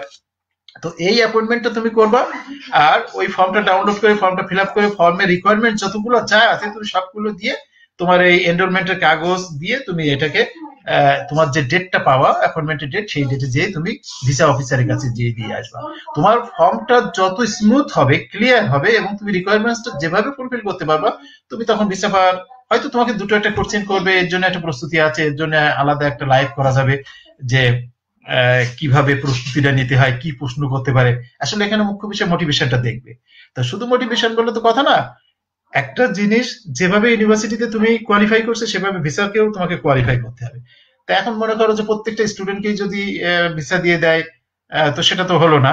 আসলে তারা দেওয়ার জন্য বসে আছে, কিন্তু কেউ যদি ভিসা প্রসেসে ভুল করে বা তার মোটিভেশনে প্রবলেম থাকে, কেউ যদি বুঝতে পারে যে একে দিলে আমাদের দেশের জন্য ভালো হবে না, বা এ হয়তো সত্যিকার অর্থে পড়তে চায় না, এ ধরনের কোনো ডিমোটিভেটেড কোনো কেস ঘটে, তাহলে সে ভিসা না পাওয়ারই উপযুক্ত। তো সেটা অনেক পরের ধাপ। স্যার সাধারণত আপনার অনেকে স্বপ্ন দেখে যে সেলফ ফাইন্যান্সে যাবে না, কিন্তু সরকারি স্কলারশিপে যাবে, বিশেষ করে দাদি স্কলারশিপ। তো এই দাদি স্কলারশিপটা সম্পর্কে যদি একটু বলতেন। হ্যাঁ, এটাই আমি শুরু থেকে ভাবতেছিলাম, কারণ একটু আগে যখন এই প্রসঙ্গটাই আমার মাথায় আসলো। আসলে কারা যাওয়ার যুক্ত জার্মানিতে, কারা আসবে বা কারা আসবে না। যার আসার সামর্থ্য নেই তারকে যে জার্মানিতে আসতে হবে এমন কোনো কথা নয়, অন্য কোনো দেশে যেতে হতে পারে, হয়তো অনেক ইজি থাকতে পারে, হয়তো মালয়েশিয়ায় যেতে পারে, কোরিয়ায় যেতে পারে, অন্য কোনো জায়গায় যেতে পারে। আসলে অ্যাবিলিটিটা, এখন বিষয় হচ্ছে যে স্কলারশিপ আর non scholarship self finance, scholarship always limited. তো এখন ডাইরেক্ট স্কলারশিপ আমি টেক্সটাইলের ক্ষেত্রে বলবো সর্বোচ্চ আমি অ্যাভারেজ ধরলাম দুটো, কোনো কোনো বছর তিনটে দেয়, কোনো বছর একটা দেয়, কিন্তু অ্যাভারেজ ধরলাম আমি দুটো। এখন এই দুটো, এখন তো বাংলাদেশের কত কলেজ কত ইউনিভার্সিটি আছে, তো সব মিলায়ে দুজন আসবে। এই দুজনের বাইরে যদি কেউ আসতে হয় তাকে তো চয়েস করে নিতে হবে সেলফ ফাইন্যান্স। এখন বিষয় হলো সেলফ ফাইন্যান্সে তার অ্যাবিলিটি আছে কি নাই। এখন এর জন্য একটা সম্যক ধারণা দরকার যেখানে সেলফ ফাইন্যান্সটা কেমন। আর স্কলারশিপ আর নন স্কলারশিপের আরো একটা পার্থক্য আছে। এই 20 বছর ধরে টেক্সটাইলের স্টুডেন্ট আসতেছে, তো ম্যাক্সিমাম ড্যাড স্কলারশিপের মাধ্যমে আছে। যখন স্কলারশিপের মাধ্যমে আসে তখন স্কলারশিপের টাকা পায়, খায় দায় ঘুমায়, সারা ইউরোপ ঘোরায়, এবং তখন তার চাকরির চিন্তা মাথায় থাকে না, তার কাজের চিন্তা মাথায় থাকে না। এবং ম্যাক্সিমাম দেখা গেছে যে স্ট্যাটিক্সে সবাই কিন্তু ব্যাক করছে, কেউ থাকার চেষ্টা করে না বলে থাকতে পারে নাই। এখন যারা সেলফ ফাইন্যান্সে আসতেছে তারা কিন্তু পয়সা খরচ করে করতেছে, তো তাদের একটা চিন্তা থাকে যে না আমি এতটা পয়সা খরচ করে আসছি। তো শুরু থেকে তারা একটা কর্মমুখী হয়, তারা কিন্তু অ্যাক্টিভ হয়। তো সেটা টেক্সটাইলের ইনস্টিটিউটে চাকরি করুক, টেক্সটাইল ইন্ডাস্ট্রিতে পার্ট টাইম জব করুক বা আদার্স করুক, এবং কালচারের সাথে পরিচিত হয় তারা। এই কালচারটা একটা দেশের থাকার জন্য খুব গুরুত্বপূর্ণ। তো এই কালচারটা তারা এর মধ্যে শিখে ভালো, কিন্তু যে টেক্সটাইলে আসে সে কিন্তু ওইভাবে চলতে থাকে। যখন যখন স্কলারশিপটা শেষ হয়ে যায়, সে আস্তে আস্তে ব্যাক টু দ্য ফ্যামিলি, সে বাড়ি চলে যায়। এই পর্যন্ত তাই ঘটছে। কম রিসেন্টলি হয়তো তারা মোটিভেটেড, কিন্তু যারা সেলফ ফাইন্যান্সে আসছে তারা কিন্তু প্রথম থেকে মোটিভেটেড যে আমাকে এখানে থাকতে হবে, আমাকে ইনকাম করতে হবে, কাজ করা মানে এক্সপিরিয়েন্স, তো সেটা যে কোনো ধরনের কাজ হোক। তো এই সুবিধা অসুবিধা দুটোই আছে। এখন বিষয় হলো একজনের অ্যাবিলিটি নাই এখানে খরচ করে আসে, সে তো আসতে পারবে না, এবং এই ঋণ দেনা হয়ে জমি জমা বেঁচে আসাটা খুব মানে আমি করি না, তাকে চিন্তা করতে হবে। তো তার জন্য একটু প্রস্তুতি কেমন, যে কেমন খরচ জার্মানিতে, এটা আসবে দ্বিতীয় প্রসঙ্গে। তো খরচ হলো যে জার্মানি কোনো কোর্সে ভর্তি মানে অফার লেটার পাওয়ার পরে বা ভিসা প্রসেস করতে হলে আমার মনে হয় 10,200 সামথিং ইউরো তাকে একটা ব্লক অ্যাকাউন্ট করতে হয়। এই ব্লক অ্যাকাউন্টটা চেঞ্জ হয়, আগে কম ছিল, 5-6 হাজার ইউরো ছিল, পরে 10,000 ইউরো ছিল, এখন 10,200 সামথিং বোধ হয়।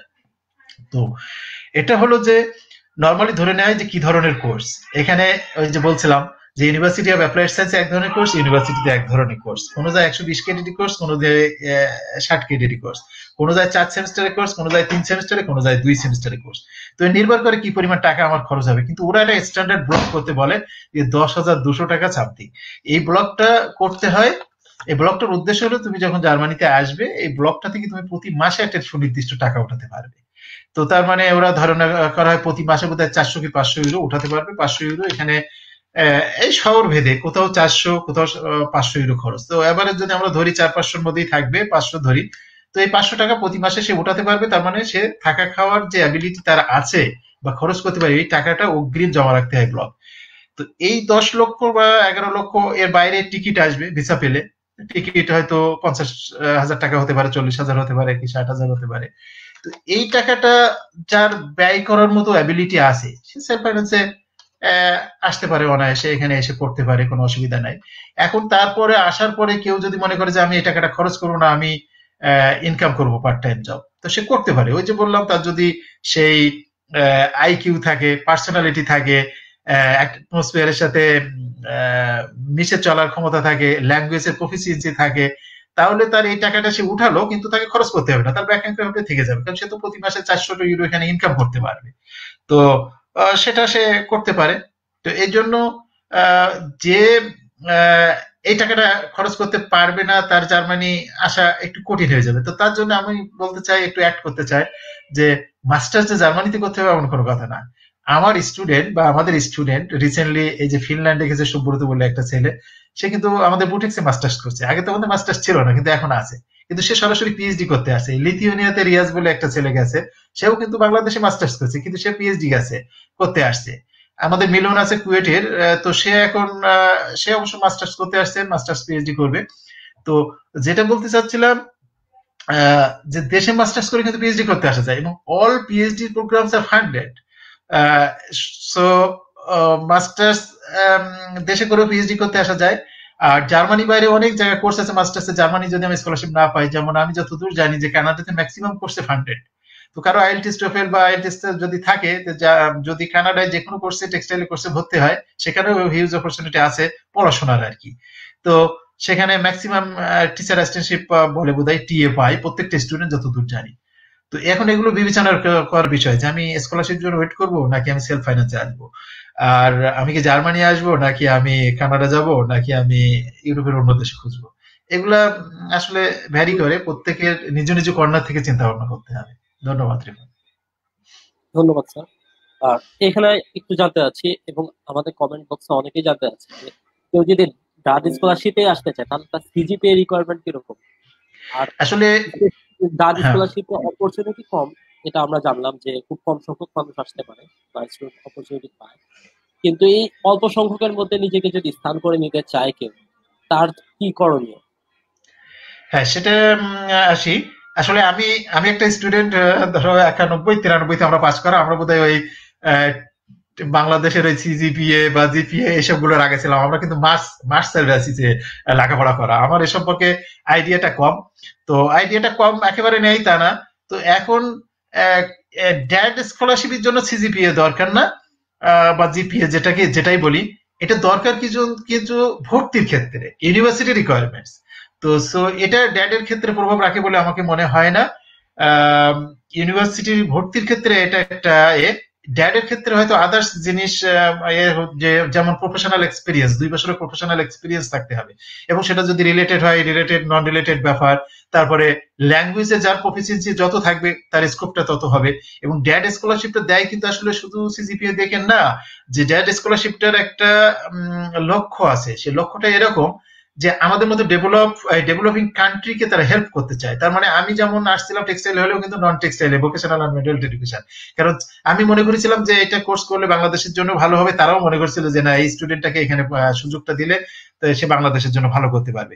তো ড্যাড স্কলারশিপটা কিন্তু এরকম না যে বাংলাদেশ থেকে স্টুডেন্ট আসবে আমরা পড়াবো আমাদের জার্মানিতে থাকবে। তাদের উদ্দেশ্য কিন্তু বাংলাদেশ থেকে স্টুডেন্ট আসবে, টেকনোলজি ট্রান্সফার হবে, আমরা তাদেরকে সাপোর্ট দিব, সে এখানে পড়বে এবং এই নলেজটাকে নিয়ে, জার্মান নলেজটা নিয়ে বাংলাদেশে যে ইমপ্লিমেন্ট করবে এবং সে তার দেশে মানে দেশকে ডেভেলপ করবে। এবং এই জন্য ড্যাড কিন্তু আসার খরচও দেয়, যাওয়ার ভাড়াও দিয়ে দেয়, যেন স্টুডেন্টরা দেশে ফিরে যায়। তো এরকম চিন্তা আছে যে এই ড্যাডের ক্ষেত্রে। প্রশ্নটা যেমন কি ছিল আমি বোধহয় একটু মিস করলাম, প্রশ্নটা আর একটু স্পেসিফিক কি ছিল, আমি সঠিক আছে কিনা। প্রশ্নটা হচ্ছে, যারা এই ড্যাড স্কলারশিপ পেতে চায়, যদি ও হ্যাঁ, অপরচুনিটি কম, রাইট, রাইট। তো এখন এই তাদের অবশ্যই রেজাল্ট, করণীয়। রেজাল্ট তো একটা ফ্যাক্টরি। এখন তুমি মনে করো তুমি এক জায়গায় অ্যাপ্লাই করছো, 5 জন আছে ক্যান্ডিডেট, এখন 5 জনের মধ্যে যার রেজাল্টটা ভালো, যার সব থেকে, সে তো প্রিয়োরিটি পাবে, এটাই তো স্বাভাবিক, এটা কোনো অস্বাভাবিক। তো শুধু একটা ফ্যাক্টর কিন্তু রেজাল্টটা কাজ করে না ড্যাডের ক্ষেত্রে, যেটা বললাম যে রেজাল্টের প্রফেশনাল এক্সপিরিয়েন্স একটা বিষয় আছে। এই প্রফেশনাল এক্সপিরিয়েন্স কিন্তু শুধু যে এডুকেশনাল হলে তা না, ইন্ডাস্ট্রি এডুকেশনাল হলে ভালো হয়। তার মনে করো ন্যূনতম 2 বছরের এক্সপিরিয়েন্স, আর কেউ যদি ইন্ডাস্ট্রি এক্সপিরিয়েন্স থাকে ওয়েল, কেউ যদি ইন্ডাস্ট্রি এক্সপিরিয়েন্স এবং এডুকেশনাল এক্সপিরিয়েন্স থাকে সেটা ভালো।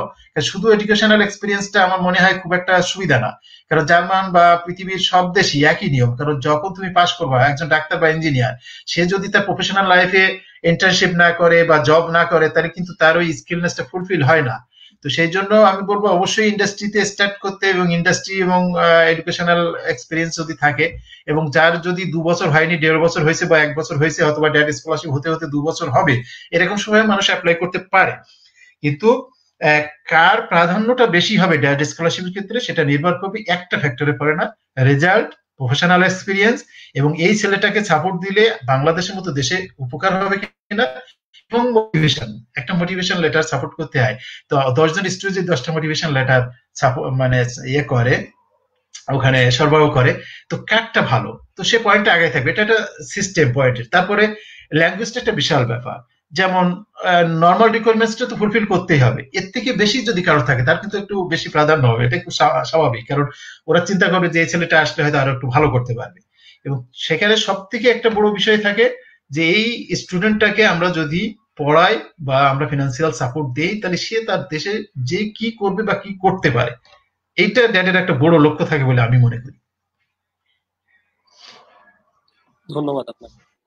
আর এছাড়া এই ড্যাডের বিষয় ছাড়াও বেসিক্যালি যদি আমি সেলফ ফাইন্যান্সে যদি যেতে চাই, তো এটা বেশিরভাগ আমাদের দর্শক কমেন্টস করছে যে তাদের খরচটা কিরকম পড়তে পারে টোটালি, এবং সেই খরচের যে অর্থটা সেটা কি আপনার পার্ট টাইম জব করে কি সেটা আর্ন করা পসিবল কিনা, অর্থাৎ খুব গুরুত্বপূর্ণ প্রশ্ন। সেলফ ফাইন্যান্সে যদি কেউ যায়, গিয়ে সে পার্ট টাইম জব করে কি সে ওই খরচটা চালাতে পারবে কিনা। ধন্যবাদ। হ্যাঁ, খুব খুব গুরুত্বপূর্ণ একটা প্রশ্ন, এই প্রশ্নটা আসলে আসলে ক্লিয়ার হওয়া দরকার। সেলফ ফাইন্যান্স কেমন খরচ হবে, এটা একটা প্রথম কথা। তো খরচটা জার্মান এম্বাসি 10,200 বা 10,000ই ধরি, একটা ব্লক অ্যামাউন্ট করতে বলে, মানে জার্মান এম্বাসি ধরেই নিচ্ছে যে একটা মাস্টার্স যদি করতে যায় একটা ছেলে, তার 3 সেমিস্টার থেকে 4 সেমিস্টার লাগবে, 3 সেমিস্টার থাকলে অনেক সব সেমিস্টার একটা বেড়ে যায় 4 সেমিস্টার, তাহলে তার এই টাকাটা নিতে হবে, ন্যূনতম টাকাটা, আর এর বাইরে যদি লাগে। তো এখানে তো আসলে বলতে গেলে টিউশন ফি এবং নন টিউশন ফি আছে, তো টিউশন ফি যাতে নাই স্টুডেন্টরা সেখানেই আসবে, এটা আমি মনে করি। আর যার সামর্থ্য আছে সে টিউশন ফি দিয়ে আসবে, কারণ যদি টিউশন ফি যেখানে নাই, সে যদি সেখানে যদি চান্স না পায়, টিউশন ফি যেখানে আসে সেখানে প্রতিদ্বন্দ্বিতা কম হয়, সে সেখানে আসবে, সুতরাং তার অ্যাবিলিটি থাকতে হবে। তো আমি ধরে নিই যে ছেলেটা আসবে যে টিউশন ফি নাই, সেই কোর্সে আসবে, তো তার মান্থলি খরচ আমি ধরে নিই সর্বোচ্চ বা এভারেজ, একটু আগে আমি বলছিলাম যে 500 ইউরো হবে। তো 500 ইউরো মানে 40-45 হাজার বা 50,000 টাকা খরচ করার মতো অ্যাবিলিটি একজন স্টুডেন্টকে থাকতে হবে। এবং সেই অনুযায়ী তার যদি 1 বছরের কোর্স থাকে, তাহলে সেই টাকার হিসাব হবে 1.5 বছরে থাকলে, 2 বছরে থাকলে। কিন্তু যেহেতু জার্মান এম্বাসি বেঁধেই দিছে যে 10,200 এই টাকাটা তাকে আনতে হবে, এই টাকাটা থাকলে সে জার্মানিতে আসতে পারবে, এর বাইরে টিকিটের টাকা, আর আসার পরে এটা দিয়েই সে চলতে ফিরতে পারবে, এর এক্সট্রা আর কোনো খরচ লাগবে না। কোর্স শেষে হয়তো খরচ লাগতে পারে, সেটা সে ইনকাম করার চেষ্টা করবে বা হয়তো বাড়ি থেকে আনবে। এখন বিষয় দ্বিতীয় কোশ্চেন হলো যে জার্মানিতে ইনকাম সোর্স। জার্মানিতে প্রতিটা স্টুডেন্ট একটা সুনির্দিষ্ট ঘন্টার মতো কাজ করতে পারে, এবং এখানে একটা ন্যূনতম মজুরি আছে। ন্যূনতম মজুরি এবং ন্যূনতম যে যত ঘন্টা কাজ করতে পারে সেটা দিয়ে সে এখানে ভালোভাবে ভরণ পোষণ করতে পারে। এখন একটা বিষয় হচ্ছে যে আমি কোথায় পড়তে আসছি, কোন শহরে। একটা ছোট শহরে স্কোপটা কম, একটা বড় শহরে অবশ্যই কাজের অপরচুনিটি আছে। ড্রেসডেন একটা বড় শহর, আবার আমরা হোপ এখানে টেক্সটাইল করছি, এখানে ছোট শহর, যারা আসছে এখনো কাজকর্ম তারা ভালোভাবে করতে পারেনি। আবার একটা বড় জিনিস, তারা কাজ পাচ্ছে কিন্তু ল্যাঙ্গুয়েজ না জানার কারণে তারা রিজেক্ট হচ্ছে। তো এক হলো যে কাজ করতে হলে আমাকে ল্যাঙ্গুয়েজটা জেনে আসতে হবে, জার্মান ভাষার দক্ষতা থাকতে হবে, পার্সোনালিটি সেরকম থাকতে হবে, এবং 2 নম্বর হলো যে শহরের পরে নির্ভর করে, সব শহরে কিছু না কিছু কাজ আছে, হয়তো একটু ছোট বড় খারাপ ভালো মন্দ মিলায়। তো আহ, সব ছেলে কিন্তু পাশ করে চাকরি হয় না, কেউ দ্রুত চাকরি হয়, কেউ কিন্তু দেরি হয়, এটা স্বাভাবিক। কিন্তু কার কর্মদক্ষতা কতটুকু, কার প্রফিসিয়েন্সি বা স্কিলনেস কতটুকু, সে সেটার পরে নির্ভর করবে যে সে কাজ পাবে কি না পাবে। তবে এখানে একটা কমন শর্ত হলো, বড় শহরে থাকলে বেশি কাজের সুবিধা, ছোট শহরে গেলে কম কাজের সুবিধা। তারপরে আমি একটা জিনিস সবসময় বলি, কেউ যদি পথের সন্ধান করে সে পথের সন্ধান পাবে, যেমনটা আমি পেয়েছি এবং অন্যদের ক্ষেত্রেও। কেউ স্কলারশিপ সার্চ করলে জার্মানি না হলে অন্য কোথাও পাবে। তো কেউ এসে যদি এখানে কাজের সন্ধান করে, হয়তো প্রথমে সে ইউনিভার্সিটি থেকে এখানে বলে যেটা হলো যে অ্যাসিস্ট্যান্ট হিসেবে কাজ করা যায় বিভিন্ন প্রজেক্টে, ইউনিভার্সিটিতে কাজ করতে পারে। যদি ইউনিভার্সিটিতে কাজ না করতে পারে, শহরে কাজ করতে পারে। এই শহরে যদি কাজ না থাকে, তাহলে তার সুযোগ আছে এখান থেকে বাইরের শহরে, যে বড় শহরে যে সে থেকে কাজ করে আসতে পারে। সেমিস্টার ব্রেক যখন থাকে 1.5 মাস 1 মাস করে থাকে, তখন সে একটা বড় শহরে যে থেকে খেয়ে কাজ করে আসতে পারে। অথবা সে সেমিস্টার ব্রেক দিয়ে 1 সেমিস্টার ইন্টার্নশিপ করতে পারে, এখানে প্রত্যেকটা ইন্টার্নশিপ পেইড। তো সেখান থেকে সে টাকা জমাতে পারে। আসলে চাইলে সবকিছু সম্ভব। এখন কথা হলো তার দক্ষতা কতটুকু, এবং সে কিভাবে চায়, সে পরিশ্রমে কতটুকু, এবং সার্চ করার ক্যাপাবিলিটি কতটুকু, এটার পরে নির্ভর করবে সে এসে এখানে। কেউ তাকে কোনো কিছুতে গ্যারান্টি দিতে পারবে না, তবে সবকিছু সম্ভব। ধন্যবাদ। তো এছাড়া যদি আমরা এতক্ষণ যে আলোচনা করার মধ্যে কিছু পয়েন্ট খুব গুরুত্বপূর্ণ পয়েন্ট চলে এসেছে। যেমন আপনি বলেছেন মোটিভেশন লেটার, একটা মোটিভেশন লেটার দেখে আপনার 5-6 জনের মধ্যে থেকে একজনকে স্পেশাল একজনকে ফাইন্ড আউট করে তারা। কিন্তু রাইট। আমরা যখন কেউ যখন মোটিভেশন লেটারটা সাবমিট করবে বা সেটা বানাবে বা, তো এই মোটিভেশন লেটার নিয়ে যদি আপনার কিছু বলার থাকে, আমরা কিভাবে যখন একটা ভালো মোটিভেশন, রাইট, কিভাবে সে তৈরি করবে, আর সেটার মধ্যে কি কি বৈশিষ্ট্য থাকতে হবে, এই ব্যাপারে জানতে চাচ্ছি। এটা খুব সিম্পল। এটা আসলে চিন্তা করতে হবে নিজের থেকে। আমরা যখন কোনো জবের জন্য অ্যাপ্লাই করি, এই যে জনতা ব্যাংকে টেক্সটাইল ইঞ্জিনিয়ার নিবে দিছে, যে একজন টেক্সটাইল ইঞ্জিনিয়ার হয়তো নিবে, তো 10 জনকে হয়তো কল করলো, তো 10 জনের এই সিভিটা ভালো বলে কল করেছে, 10 জনের মধ্যে থেকে যে কম্পিটেন্ট তাকেই নিবে। তো ঠিক একই রকম আসলে মোটিভেশনটা মোটিভেশনই। আমি চিন্তা মোটিভেশনটা কি, আমি এই কোর্সটা পড়তে চাই, তো এই কোর্সটা পড়তে চাই, কেন পড়তে চাই? তো এখানে দেখা যাচ্ছে যে সিট আছে 10টা, 100 জনকে হয়তো প্রাইমারিলি ওরা সিলেক্ট করলো প্রিলিমিনারি, অথবা হয়তো আরো বেশি করলো। এখন আমার মোটিভেশনটা যদি ভালো হয় তাহলে আমার প্রাধান্যটা বেশি। তো মোটিভেশনে কি আসলে থাকবে? মোটিভেশনে মূল জিনিস যেটা আমি বুঝি যে এই কোর্সটা পড়লে আমার কেরিয়ারে কতটুকু উন্নতি হবে, এবং সবসময় একটা জিনিস অ্যাড করা ভালো যে আমি আমার দেশের সেবা করতে চাই, এবং আমার দেশে এই স্কোপটা নাই। আমার এই দেশে এই কোর্সটা পড়লে আমি আমার দেশ জাতি কল্যাণে বা সমগ্র বিশ্বে, যে আমি আমার ভিতরের আকাঙ্ক্ষাটাকে ফুটাই তুলতে হবে, যে আমার কেরিয়ারের কি সুবিধা হবে, আমার দেশের কি সুবিধা হবে। এটা সম্পূর্ণ একটা বোঝার বিষয়, যে আমি কি চাই এবং আমি কি করতে চাচ্ছি, এবং আমার আকাঙ্ক্ষাটা প্রকাশ পাবে এখানে, যে আমি এই কোর্সটা আসলে পড়তে চাই, নাকি এমনি জার্মানি আসার জন্য দিছি, বা আমি এই কোর্সটাকে আমাকে যদি অ্যাডমিট করে নেয় তাহলে আমি এই কোর্সটা করতে পারবো কিনা। এই সব কিছু একটা পরিস্ফুটন হলো মোটিভেশন লেটারে। মোটিভেশনের লেটারে সেটাই উল্লেখ থাকবে, যে কোর্সটা আমার কেরিয়ারের জন্য দরকার, আমি পারবো, আমি এই করতে চাই, যে একটা রিসার্চ টপিক, আমি এটা নিয়ে কাজ করতে চাই, আমার সারা জীবনের একটা স্বপ্ন, আমি এটা নিয়ে কাজ করতে চাই, এটা নিয়ে কাজ করলে আমার কেরিয়ারে ডেভেলপ হবে, এটা নিয়ে কাজ করলে আমি বাংলাদেশিদের জন্য কাজ করতে পারবো, আমি সমগ্র বিশ্বের জন্য কাজ করতে পারবো, বা আমার বাংলাদেশের অর্থনীতিতে এই প্রভাব রাখতে পারবে। আমি আমার আমার দৃষ্টিকোণ থেকে এটা বিভিন্ন রকম হতে পারে। তো কিছু স্বাতন্ত্র থাকতে হবে। মোটিভেশনটা, আমার পড়ার মোটিভেশনটাকে আমি কেন পড়তে চাই সেটাকে খুব স্পেসিফিক ভাবে ফুটাই তুলতে হবে, সবাই ফুটাই তোলার চেষ্টা করবে, যারটা ভালোভাবে হবে, যারটা ম্যাচ করবে, সেই প্রাধান্যটা পাবে।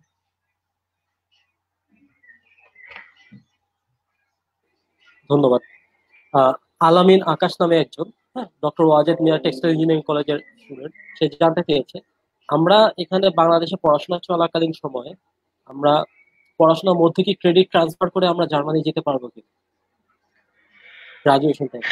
হ্যাঁ, এ একটা বিষয়। এটা আসলে পৃথিবীর বিভিন্ন দেশে আছে। আমরাও সে সময় দেখেছি যে প্রাইভেট ইউনিভার্সিটি যারা পড়ে অনেকেই ক্রেডিট ট্রান্সফার করে চলে আসছে।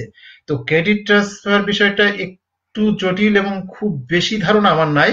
তবে আমি এইটুকু জানি, যেমন university of applied science hope যেটা আছে, সেখানে ক্রেডিট ট্রান্সফার করে ইন্ডিয়া থেকে অনেক স্টুডেন্ট আসে, এরকম আকিনের সাথেও আছে। তো এটা আমার মনে হয় এই ক্রেডিট ট্রান্সফারটা নির্ভর করে অনেকাংশে ইউনিভার্সিটির একটা এগ্রিমেন্টের পরে। দুইটা ইউনিভার্সিটির একটা এগ্রিমেন্ট থাকে, এবং যে ইউনিভার্সিটিতে আমি আসবো এবং যে ইউনিভার্সিটি থেকে আসবো এই কোর্সটার একটা সমতা থাকা লাগে। তার মানে আমি ওখানে 2 বছর বা 2 সেমিস্টার পড়ছি, এখানে 2 সেমিস্টার পড়বো, বা ওখানে 4 সেমিস্টার পড়ছি, এখানে 4 সেমিস্টার পড়বো।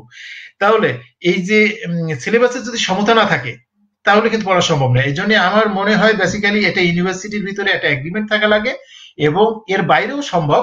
তো এটা হলো ট্রাই করা, যে আমি 2 সেমিস্টার বাংলাদেশে পড়ছি, 2 সেমিস্টার জার্মানিতে পড়বো, আমি এখন এখানে দিব। তো এখন জার্মানির যদি কোর্সটা যদি জার্মান ভাষায় হয়, তাহলে তো আমার জার্মানের এসে এখানে পড়া লাগবে, তাহলে জার্মান ভাষা শেখার সময়টা হবে না, তাহলে জার্মান ভাষাটা দেশ থেকে শিখে আসতে হবে।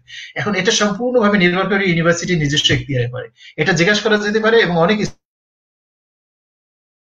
ম্যাক্সিমাম যেসব ইউনিভার্সিটি এগ্রিমেন্ট আছে তারা ক্রেডিট ট্রান্সফার করে আসে, এবং এর বাইরেও আসে। যেমন রিসেন্টলি একটা ছেলে, এই যে আমাদের একটা স্টুডেন্ট আছে সুইডেনে, সে যোগাযোগ করছিল যে তার এক আত্মীয় এখানে আসছে, ট্যুরিজমে পড়বে, তো ট্যুরিজমে আন্ডার গ্রাজুয়েশনে পড়বে। আমি প্রশ্ন করলাম যে ক্রেডিট ট্রান্সফার করে, আমি বললাম কিভাবে সম্ভব, সে সরাসরি আসলো।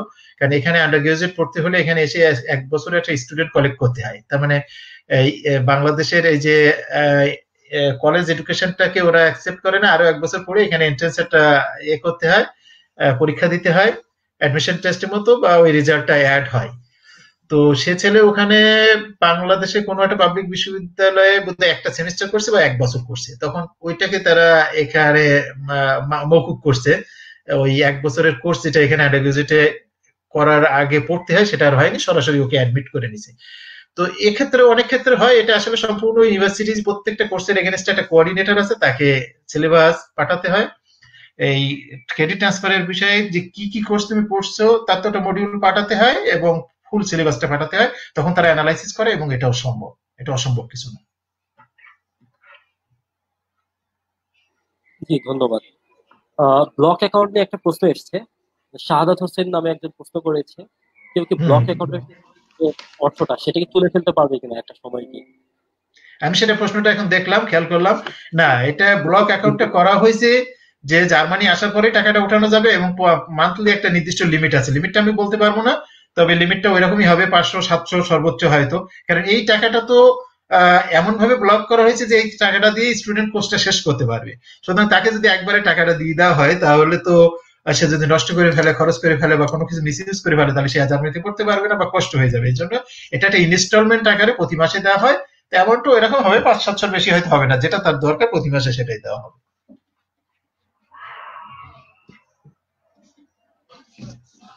ধন্যবাদ। আমাদের আরেকজন কমেন্ট করেছে, প্রেমা ফাতেমা। তার প্রশ্ন ছিল, is there any extra facility for girls? মেয়েদের জন্য কি কোনো এক্সট্রা সুবিধা আছে কিনা এখানে? এটা পৃথিবীর কোথাও আছে বলে আমার জানা নাই, আমি জানি না, তবে এখানে মেয়েদেরকে অত্যাধিক সম্মান করা হয়, ডিসক্রিমিনেশন বলে কোনো কিছু নাই এখানে। ছেলে মেয়ে সবার সম অধিকার। তবে একটা কথা পরিচালিত আছে, লেডিস ফার্স্ট, এখন সেটা অ্যাডমিশনের ক্ষেত্রে কিনা আমি জানি না, ওই ধরনের কোনো কোটা টোটাও আমার ঠিক জানা নাই। এখানে হয়তো একটা ওই যারা মানে যেমন ওই প্রতিবন্ধী টাইপের এটা ওটা এই ধরনের একটা কোটা হয়তো জার্মানিতে চালু আছে, কিন্তু ছেলে মেয়েদের কোনো কোটা আমি আসলে সঠিকভাবে জানি না। তবে এমন হতে পারে ড্যাড স্কলারশিপের ক্ষেত্রে হয়তো ওরা হয়তো জেন্ডারটা কনসিডার করতে পারে, কারণ আমি হরহামেশাই দেখছি যে ছেলে মেয়ে একটা মিক্সার আসছে, মানে এরকম না যে শুধু ছেলে আসছে।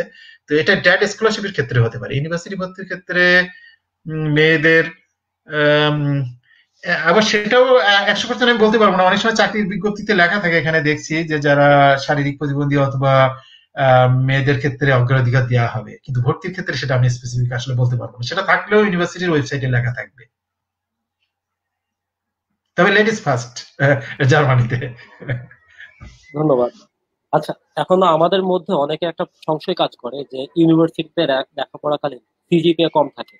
তো যাদের সিজিপিএ কম থাকে তারা এই বিষয়ে একটু টেনশনে থাকে যে তারা বাইরে স্কলারশিপ নিয়ে সে পাচ্ছে না। তো এই সেলফ ফাইন্যান্সেও যদি সে যেতে চায়, এখানে তার স্কলারশিপটা কোনো বাধা হয়ে দাঁড়ায় কিনা? সেলফ মানে ফাইন্যান্সে তো সেলফ ফাইন্যান্সেও যদি কেউ যেতে চায়, সিজিপিএটা তার বাধা হয়ে দাঁড়ায় কিনা? হ্যাঁ, এখানে একটা বিষয় আছে, প্রতিটা প্রতিটা ইউনিভার্সিটি প্রতিটা কোর্সে একটা লিমিটেড সিট থাকে, হয়তো এক বছর পেলো না, অন্য বছর পেতে পারে, এই বছর কম্পিটিশন বেশি। এখন সুনির্দিষ্ট সিটের বাইরে তো এরা যাবে না, কারণ সেক্ষেত্রে রেজাল্ট যদি একটু খারাপ থাকে, এক বছর যদি না পায় হয়তো তাকে ওয়েটিং লিস্টে রাখতে পারে, পরের বছর নিতে পারে। এবং দেখা যাচ্ছে এই ইউনিভার্সিটিতে সে পেলো না, ওই যে রিসার্চ ওরিয়েন্টেড ইউনিভার্সিটি একটু উপরের লেভেলে সেটা হয়তো পেলো না, তখন তখন ইউনিভার্সিটি অফ অ্যাপ্লাইড সায়েন্স আছে সেটা পেলো, হয়তো এই ইউনিভার্সিটিতে সিজিপিএ একরকম, আর এক ইউনিভার্সিটিতে আর এক রকম। তারপরে দেখা যাচ্ছে যে সে হয়তো এটাও পেলো না, সে একটা অন্য রিলেটেড কোর্সে আসতে পারে। যেমন যেটা বলছিলাম একটু আগে, যে কেউ যদি টিউশন ফি ফ্রি বা এই যে টিউশন ফি তো জার্মানিতে অলমোস্ট নাই, এরকম কোর্সে যদি কেউ ভর্তি না হতে পারে, তাহলে রিসেন্টলি অনেক কোর্স ডিজাইন করছে যেখানে টিউশন ফি বেঁধে দিচ্ছে। তো এই টিউশন ফি তো সবাই দিয়ে আসতে চায় না, তো এখানে কম্পিটিশন কম হয়। তো যাদের সিজিপিএ কম আছে তারা সেখানে অ্যাপ্লাই করতে পারে, এবং যখন ইউনিভার্সিটি টিউশন ফি নিবে তখন তাদেরও একটা বাইন্ডিংস থাকে, তারা বিভিন্নভাবে হেল্প করে ভিসা প্রসেসের জন্য যা যা দরকার। তো এই ক্ষেত্রে আমি যেসব স্টুডেন্ট একটু সেরকম হয়তো ভালো মাপের না, যারা আসতে চাচ্ছে জার্মানিতে ইন করতে চাচ্ছে, আমি মনে করি এমবিএ অথবা সাস্টেনেবিলিটি বা এই আখেনে যেমন একটা টেক্সটাইলে মাস্টার্স কোর্স খুলছে 4,000 ইউরো পর্যন্ত টিউশন ফি, অথবা অন্য অন্য জায়গায় কিছু কিছু যা টিউশন ফি দিয়ে যেগুলো আছে, যে আমি যে ওয়েবসাইট গুলো পাঠাইছি তার মধ্যে টেক্সটাইলের ডিজাইনের কিছু কোর্স আছে 200-300 টাকায়, মানে 6 মাসে টিউশন ফি 200 অথবা 300 ইউরো। এরকম কোর্স চয়েস করা যেতে পারে, তো সেক্ষেত্রে তাদের আসার অপরচুনিটিটা হতে পারে, এটা আমি মনে করি। জি, ধন্যবাদ। আহ এখন আরেকটা প্রশ্ন, কমন এক প্রশ্ন আসছে যে এখানে আবির মোহাম্মদ সাজি, আমাদের বুনোর অ্যাম্বাসেডর বুটেক্স থেকে, সে বুটেক্সে পড়াশোনা করছে, সে একটা প্রশ্ন আচ্ছা। করেছে, if I go to Germany after completing my studies, how are my scopes for doing textile related jobs in Germany? হুম, এটা অবশ্যই আমাদের একটা বড় টপিক। যেটা বলছিলাম যে টেক্সটাইলের জবের শুরুতে আসতে হবে আমাকে, কারণ 20 বছর ধরে ড্যাড স্কলারশিপ হয়তো চালু আছে, 20 বছর ধরে স্টুডেন্ট আসে, কেউ জব করে নাই, কেউ করার চেষ্টা করে নাই, হয়তো সেই জন্য হয় নাই, ফিরে গেছে সবাই। এখানে ক্লাসিক্যাল টেক্সটাইলের গুরুত্বটা একটু কম, নাই বললে ভুল হবে, তবে ক্লাসিক্যাল টেক্সটাইল তো আসলে বাংলাদেশ থেকেই আসে, এটা সবার জানা আছে, এটা ইম্পোর্ট হয়। তবে আহ, কিছু ইন্ডাস্ট্রি আছে এখানে প্রোডাকশন না হলেও তারা এগুলো ডিল করতে হয়, সেখানে তাদের টেক্সটাইল ইঞ্জিনিয়ার লাগে, তো স্কোপ নাই বলবো না, অবশ্যই আছে। এখন জার্মানিতে টেক্সটাইলের চাকরি জীবনের ইতিহাস বলতে গেলে একটু পিছনে ফিরে যেতে হয়। আমরা আসলে, আমি তো প্রথমবার টেক্সটাইল পড়তেই আসিনি, চেষ্টাও করিনি, আমি গভর্নমেন্ট এমপ্লয়ি ছিলাম, তো জানি না, আর কাউকে চাকরি করতে দেখতাম না, সবাই আসতো স্কলারশিপে, আসা যাওয়ার টিকিট পেতো, ফিরে যেত।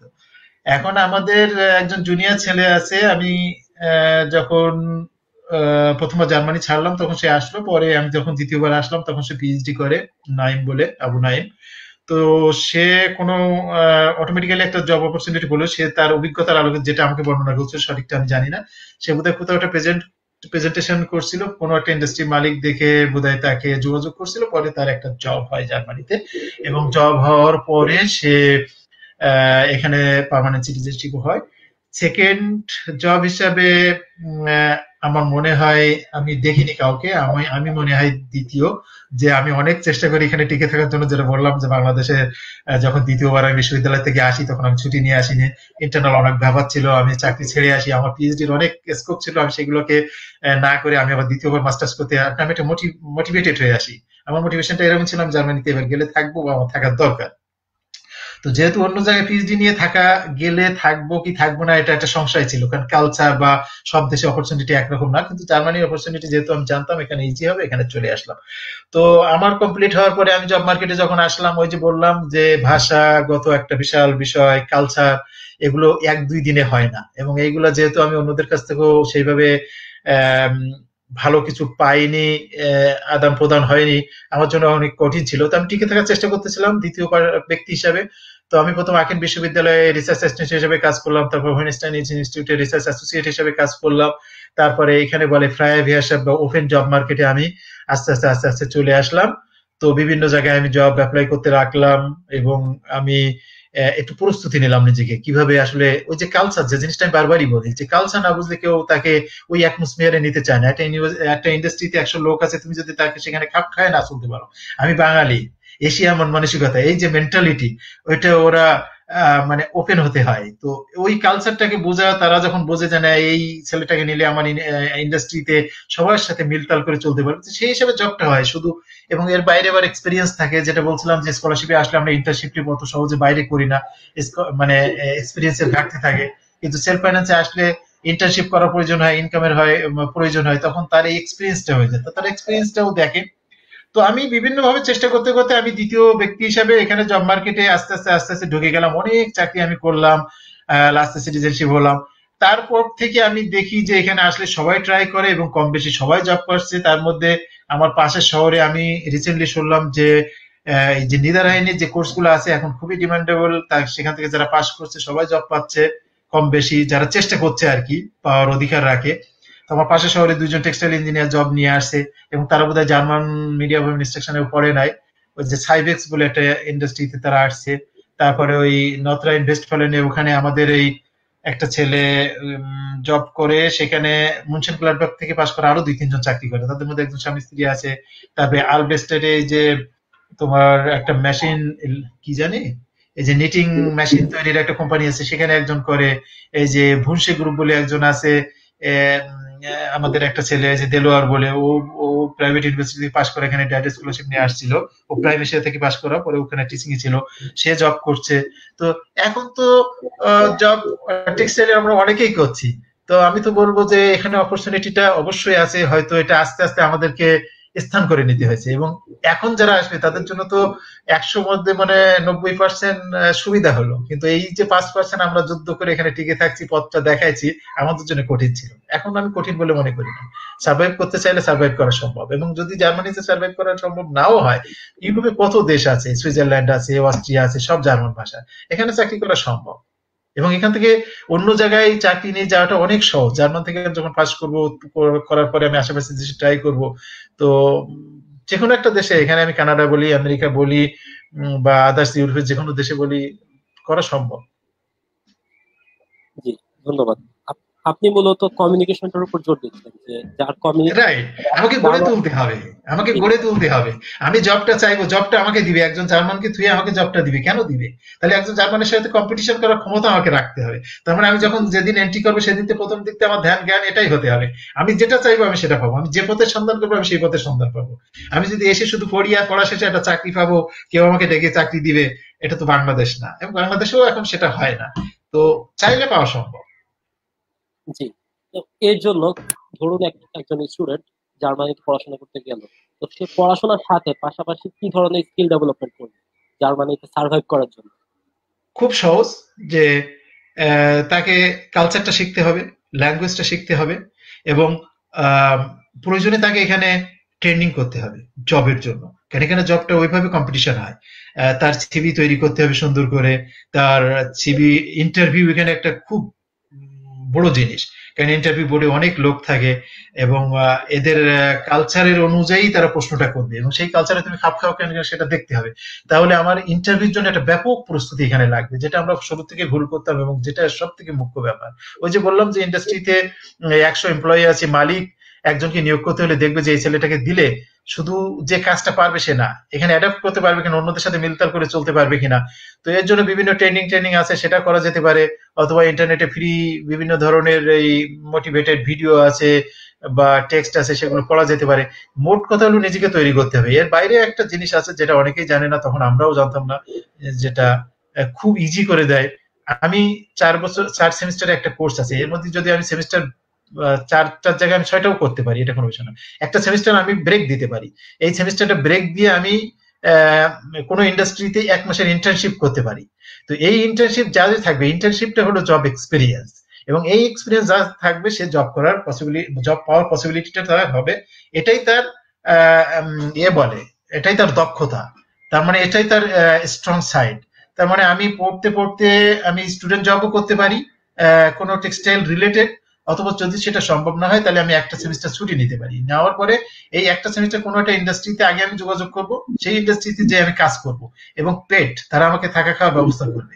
তো হয়েছে কি, আমি কিছু টাকাও ইনকাম করলাম এবং দক্ষতাও অর্জন করলাম, এবং আমার যখন শেষ হয়ে গেল সাথে সাথে আমি এই দক্ষতা অনুযায়ী চাকরি করলাম। এটা যদি সম্ভব নাও হয় তাহলে প্রতি কোর্সে একটা ইন্টার্নশিপ থাকে, যেটা ইউনিভার্সিটিতে প্রজেক্টেও করা যায় এবং বাইরে করা যায়। এটা যদি বাইরে কেউ করে তাহলে তার জবে ওই যেখানেই করবে সেখানেই সে হয়ে যাবে, চাকরিটা তার হয়ে যাবে।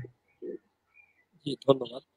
তো অনেকে স্বপ্ন দেখে যে বাংলাদেশ থেকে জার্মানিতে পড়াশোনা করবে, সেখান থেকে একটা জব নিবে এবং আস্তে আস্তে ওখানে সেটেল হয়ে যাবে। তো এই বিষয়টার সাথে আপনি কি কি বলবেন?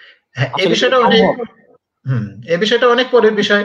আসলে জব যদি হয়, থাকা খাওয়ার ব্যবস্থা হয়, এখানে থাকা কোনো বিষয় না। সুনির্দিষ্ট কোনো নিয়ম নীতি, কিছু নিয়ম নীতি আছে, যেটা বললাম যে আগে নিয়ম নীতি সবসময় চেঞ্জ হয়। যেমন আগে এটা ছিল যে এখানে জার্মানিতে যে 8 বছর আছে, এবং 8 বছর থাকার পরে যে নিজের ভরণ পোষণ করতে পারে এই মর্মে এভিডেন্স করতে পারবে যে সুনির্দিষ্ট ইনকাম, যার একটা পার্মানেন্ট জব আছে সে তখন অ্যাপ্লাই করতে পারবে, সেটা হবে। যেটা আমার ক্ষেত্রে হয়তো অনেক আগে হয়েছে, কারণ এখানে 8 বছর নিয়ম থাকলেও কারো যদি জার্মান ভাষা, যেটা ডিএসআ বলে, জার্মান ভাষার যে আইএলটিএস এর মতো যে কোর্সের এই যে সার্টিফিকেটটা যদি কারো থাকে, তাহলে সেটা 1 বছর তার কমে আসবে, তাহলে 7 বছর হলো। আবার এর মধ্যে কেউ যদি সাইন্টিফিক কাজ করার অভিজ্ঞতা থাকে, আরো 1 বছর কমে আসবে, তাহলে 6 বছর হলো। তাহলে কেউ 6 বছরে পাবে, কেউ 7 বছরে পাবে, কেউ 8 বছরে পাবে। এটা হলো সিটিজেনশিপ। আবার এমন আছে যে কেউ লেখাপড়া 2 বছরের লেখাপড়াকে 1 বছর লেখাপড়া যাই হোক শেষ করার পরে সে যদি সুনির্দিষ্ট সময় পর্যন্ত ট্যাক্স দেয়, বা এখানে পেনশনের জন্য এখানে রেন্টে বলে, তার মানে একটা টাকা জমা রাখে যেটা তার ভবিষ্যতের জন্য সে পাবে, এখানে পেনশন পাবে এরকম একটা। তো এই টাকাটা সে কত মাস জমা রাখছে, আমার মনে হয় 50 মাস বা এরকম সুনির্দিষ্ট কত মাস যদি সে টাকাটা জমা রাখে, তাহলে তার ওই সিটিজেনশিপ হওয়ার আগে সে একটা পাবে, পার্মানেন্ট রেসিডেন্টশিপ পাবে। সেটাও ঠিক সিটিজেনশিপের মতো, সে হয়তো শুধু ভোটাধিকার থাকবে না, কিন্তু জার্মানির সমস্ত সুযোগ সুবিধা সে ভোগ করতে পারবে। তার মানে ধরে নেওয়া যায় একটা ছেলে যদি জব পায়, জব পাওয়ার পরে সে 2-3 বছর এই ট্যাক্স দিতে থাকে, অথবা সেই পেনশনের টাকা কাটাতে থাকে, তাহলে সে এখানে পাবে, রেসিডেন্টশিপ পাবে। এই রেসিডেন্টশিপের বাইরেও একটা সিস্টেম আছে, ব্লু কার্ড বলে, মানে কারোর ইনকাম যদি একটা সুনির্দিষ্ট ইনকাম থাকে তো সে ব্লু কার্ড পাবে। ব্লু কার্ডটাও একটা মূল্য আছে, সারা ইউরোপে এটা দিয়ে সে অবাধ বিচরণ করতে পারবে, সব জায়গায় চাকরি করতে পারবে। তার জন্য সুনির্দিষ্ট একটা ইনকাম থাকা চাই। তবে চাকরি যদি কেউ পায়, কেউ যদি এখানে টিকে থাকতে পারে, সিটিজেনশিপ, পার্মানেন্ট রেসিডেন্সিপ এগুলো তার জন্য কোনো বিষয় না। জি, ধন্যবাদ। আমাদের কিছু সাবজেক্ট নিয়ে কিছু প্রশ্ন এসেছে, যেমন নাজমুস সাকিব নামে একজন প্রশ্ন করেছে যে টেক্সটাইল ইকোনমি অথবা ম্যানেজমেন্ট রিলেটেড কোনো সাবজেক্ট কি আছে কিনা জার্মানি। এটা ইকোনমি বলতে পারবো না, টেক্সটাইল ম্যানেজমেন্ট সাবজেক্টটা ইউনিভার্সিটি অফ নিদারহাইন বা ইউনিভার্সিটি অফ অ্যাপ্লাইড সায়েন্স নিদারহাইন বা মুনশেন গ্লাডবাখ যাই বলি সেখানে আছে টেক্সটাইল ম্যানেজমেন্ট একটা সাবজেক্ট, এবং এই ম্যানেজমেন্ট পড়েও সেটা চাকরি করছে। এবং এর বাইরে বললাম তো টেক্সটাইল ইঞ্জিনিয়ার এমবিএ করে আসতে পারে, কিন্তু প্রায় প্রতিটা এমবিএ কোর্সে একটা ফি আছে, দুঃখজনকভাবে এটাই সত্য। ওইটা অন্যভাবে পরিচালিত হয় ইউনিভার্সিটি দ্বারা, ছোট শহরে কম ফি, বড় শহরে বেশি ফি। এবং এটা 6 মাসের জন্য সেমিস্টার ফি 1200 থেকে শুরু করে 5000 পর্যন্ত আছে। আমি অনেক স্টুডেন্টকে 5000 টাকা দিয়েও ওইখানে মানে ভর্তি করাইছি। তো এটা হলো ডাইরেক্ট এমবিএ ম্যানেজমেন্ট। আর টেক্সটাইল ম্যানেজমেন্ট যেটা উইদাউট টিউশন ফি, যেটা সেটা হলো ওই যে ইউনিভার্সিটি অফ মুনশেন গ্লাডবাখ নিদারহাইন যেটা ওখানে আছে। আর আরেকটা সাবজেক্ট নিয়ে প্রশ্ন এসেছিল, সেটা হচ্ছে এনভায়রনমেন্ট। টেক্সটাইল স্টুডেন্টরা যদি এনভায়রনমেন্ট নিয়ে এমএস করতে চায় তাহলে সেখানে অপরচুনিটিটা আছে কিনা? আমি ওই যে শিশির বলে বুটেক্স থেকে একটা ছেলে আসছিল, বা ওই যে আরো একটা স্টুডেন্ট আসছিল কমপ্লেন্সে, ওই যে ফিজিক্স কেমিস্ট্রি সমন্বয়, যে ওরা এখন সব এনভায়রনমেন্টাল সায়েন্সে পড়ে। এখন ওদের কাছে আমি শুনছিলাম, ওরা বললো যে যারা আগে পাস করছে তাদের স্কোপ আছে, এবং সারা বিশ্বব্যাপী এনভায়রনমেন্টের সাস্টেনেবিলিটির একটা ভীষণ মূল্য। সেজন্য এনভায়রনমেন্টে পড়লে জার্মানিতে চাকরি না হলে অন্য জায়গায় হবে, সাবজেক্টের মূল্য আছে বলেই আমি জানি। টেক্সটাইল ইঞ্জিনিয়াররা সেই কারণেই রিসেন্টলি এখানে পড়ছে বলেই আমি জানি। তবে সব থেকে একটা খুশির খবর হলো যে আমি যে শহরে থাকি, এই যে university of applied science hope, যেটা এখানে একটা এই বছর থেকে একটা ইংলিশে কোর্স চালু করছে, M engineering in textile sustainability. এটাও এনভায়রনমেন্ট রিলেটেড, এটা খুব গুরুত্ব, এবং মাত্র 100 ইউরো হলো টিউশন ফি 6 মাসের জন্য। তো এখানে কাজের সুযোগ সুবিধা কম, এখানে 40-50 হাজার লোকের বাস, বা ক্যাম্পাসটা যেখানে সেখানে আরো ছোট, 4 জন স্টুডেন্ট আসছে এবং তারা পড়াশোনা করতেছে। এক সেমিস্টার হলো, পাস করলে বোঝা যাবে, আমার মনে হয় সব অ্যাবজর্ব হবে। তাদের মধ্যে আমাদের বুটেক্সের যে স্টুডেন্ট আছে তার সাথে আমি শেয়ার করছিলাম, সে বলছিল যে ভাইয়া এটা 30-40টা ইউনিভার্সিটি এই ইন্ডাস্ট্রি মিলে এই কোর্সটা ফাইন্যান্স করে, এবং তাদের চাহিদা অনুযায়ী কোর্সটা কারিকুলাম করা হয়েছে। তো ডেফিনেটলি তারা পাস করলে সেসব ইন্ডাস্ট্রি তাদেরকে লুফে নেবে বলে আমরা মনে করি। তো sustainability, environmental science, textile sustainability এখন তো আসছেই বললাম, অবশ্যই গুরুত্ব আছে। এবং প্রতিটা টেক্সটাইল ইন্ডাস্ট্রিতে রিসেন্টলি একটা নিয়ম হয়েছে জার্মানিতে, যে একজন সাস্টেনেবল ম্যানেজার নিয়োগ হবে। তো আমি প্রায় সার্কুলার দেখছি যে টেক্সটাইল সাস্টেনেবল ম্যানেজার, তো যে সাস্টেনেবিলিটি পড়বে বা এনভায়রনমেন্ট পড়বে সে এই চাকরিটা পাওয়ার অধিকার রাখে বলে আমি মনে করি। ধন্যবাদ।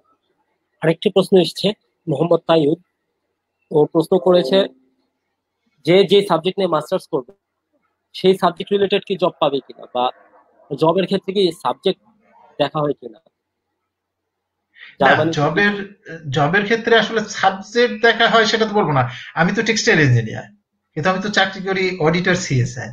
এখন বিষয় হলো যে আমার স্কিলটা কোন দিকে, আমি কোন জবটা পারবো।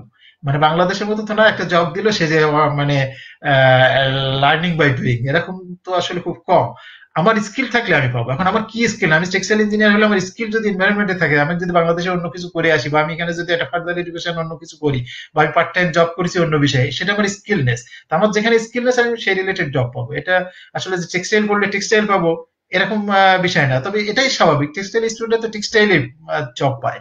কিন্তু টেক্সটাইল তো একটা বিশাল ক্ষেত্র। আমরা টেক্সটাইল বলতে তো শুধু ক্লাসিক্যাল টেক্সটাইলটা কি বুঝি বাংলাদেশে, কিন্তু এখানে যখন একটা স্টুডেন্ট এসে পড়বে সে তো ক্লাসিক্যাল টেক্সটাইল পড়বে না, সে তো পড়বে এখানে টেকনিক্যাল টেক্সটাইল। এবং টেকনিক্যাল টেক্সটাইল একটা বিশাল ক্ষেত্র।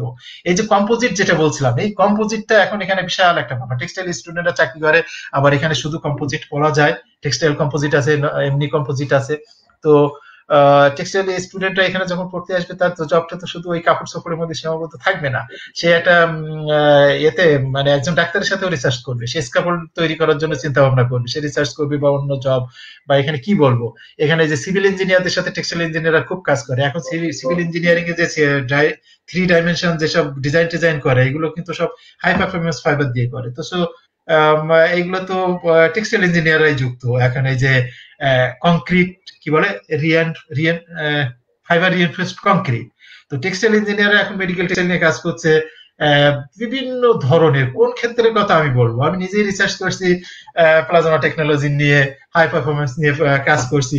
টেক্সটাইল তো আর এখন টেক্সটাইলের মধ্যে না, টেক্সটাইল ইঞ্জিনিয়ার এখন নাসায় কাজ করছে, অন্য জায়গায় কাজ করছে। সো এখন কিভাবে বোঝাবো যে টেক্সটাইল আর নন টেক্সটাইলে কাজ পাবে কিনা? এখানে এসে টেক্সটাইল করার পরে তার নলেজটা হবে অন্যরকম, তার সে তো শুধু এই উইভিং নেটিং ডাইং এর মধ্যে সীমাবদ্ধ থাকবে না। জি, জি, ধন্যবাদ। আর ভাষা একটা প্রশ্ন ছিল আমাদের এখানে, মোহাম্মদ হুম তাইয়ুব, ওর প্রশ্ন হচ্ছে রেসিডেন্ট পাওয়ার জন্য হুম। যে জবটা করতে হবে সেই জবটাকে সাবজেক্টের সাথে কোনো সম্পর্কযুক্ত হতে হবে কিনা, বা এই ব্যাপারে যদি কিছু বলতেন। হ্যাঁ, এইটা একটা প্রশ্ন জার্মানিতে আছে যখন আহ, না, এটা ঠিক না। এখানে একটা প্রশ্ন আছে যে পাশ করার পরে জব সার্চিং এর জন্য একটা ভিসা দেয়, সেটা যদি 2 বছরের কোর্স হয় তাহলে বোধহয় 2 বছর দেয়, কার্যক্ষেত্রে 3 বছর দেয়, 1.5 বছরের হলেও এরা আনুপাতিক হারে দেয় যে জব সার্চ করবে। একটা স্টুডেন্ট এখানে পড়ছে, সে জব সার্চ করবে। তো জব সার্চ করার পরে ভিসাটা এক্সটেনশন করতে গেলে একটা প্রশ্ন থাকে যে তুমি কোন সাবজেক্টে পড়ছো এবং কোন সাবজেক্টে জব পাইছো, তোমার যেটা রিলেভেন্সি আছে। অনেক ইয়ে থেকে, অনেক অফিস থেকে, ওই যে ফরেন অফিস থেকে তারা এই প্রশ্নটা তোলে যে তোমার যে এই জবটা রিলেভেন্সি আছে বা রিলেটেড জব, এটা প্রমাণ করো, তুমি যেটা পড়ছো সেটা দিয়ে এটা কাজ করো। তার মানে ওরা চায় যে যে সেক্টরের লোক সে সেক্টরে পাক। কারণ আমি টেক্সটাইলের লোকে যদি একটু অন্য একটা চাকরি পাই, তাহলে একজন জার্মান হয়তো বঞ্চিত হলো, এরকম একটা চিন্তা ভাবনা আছে।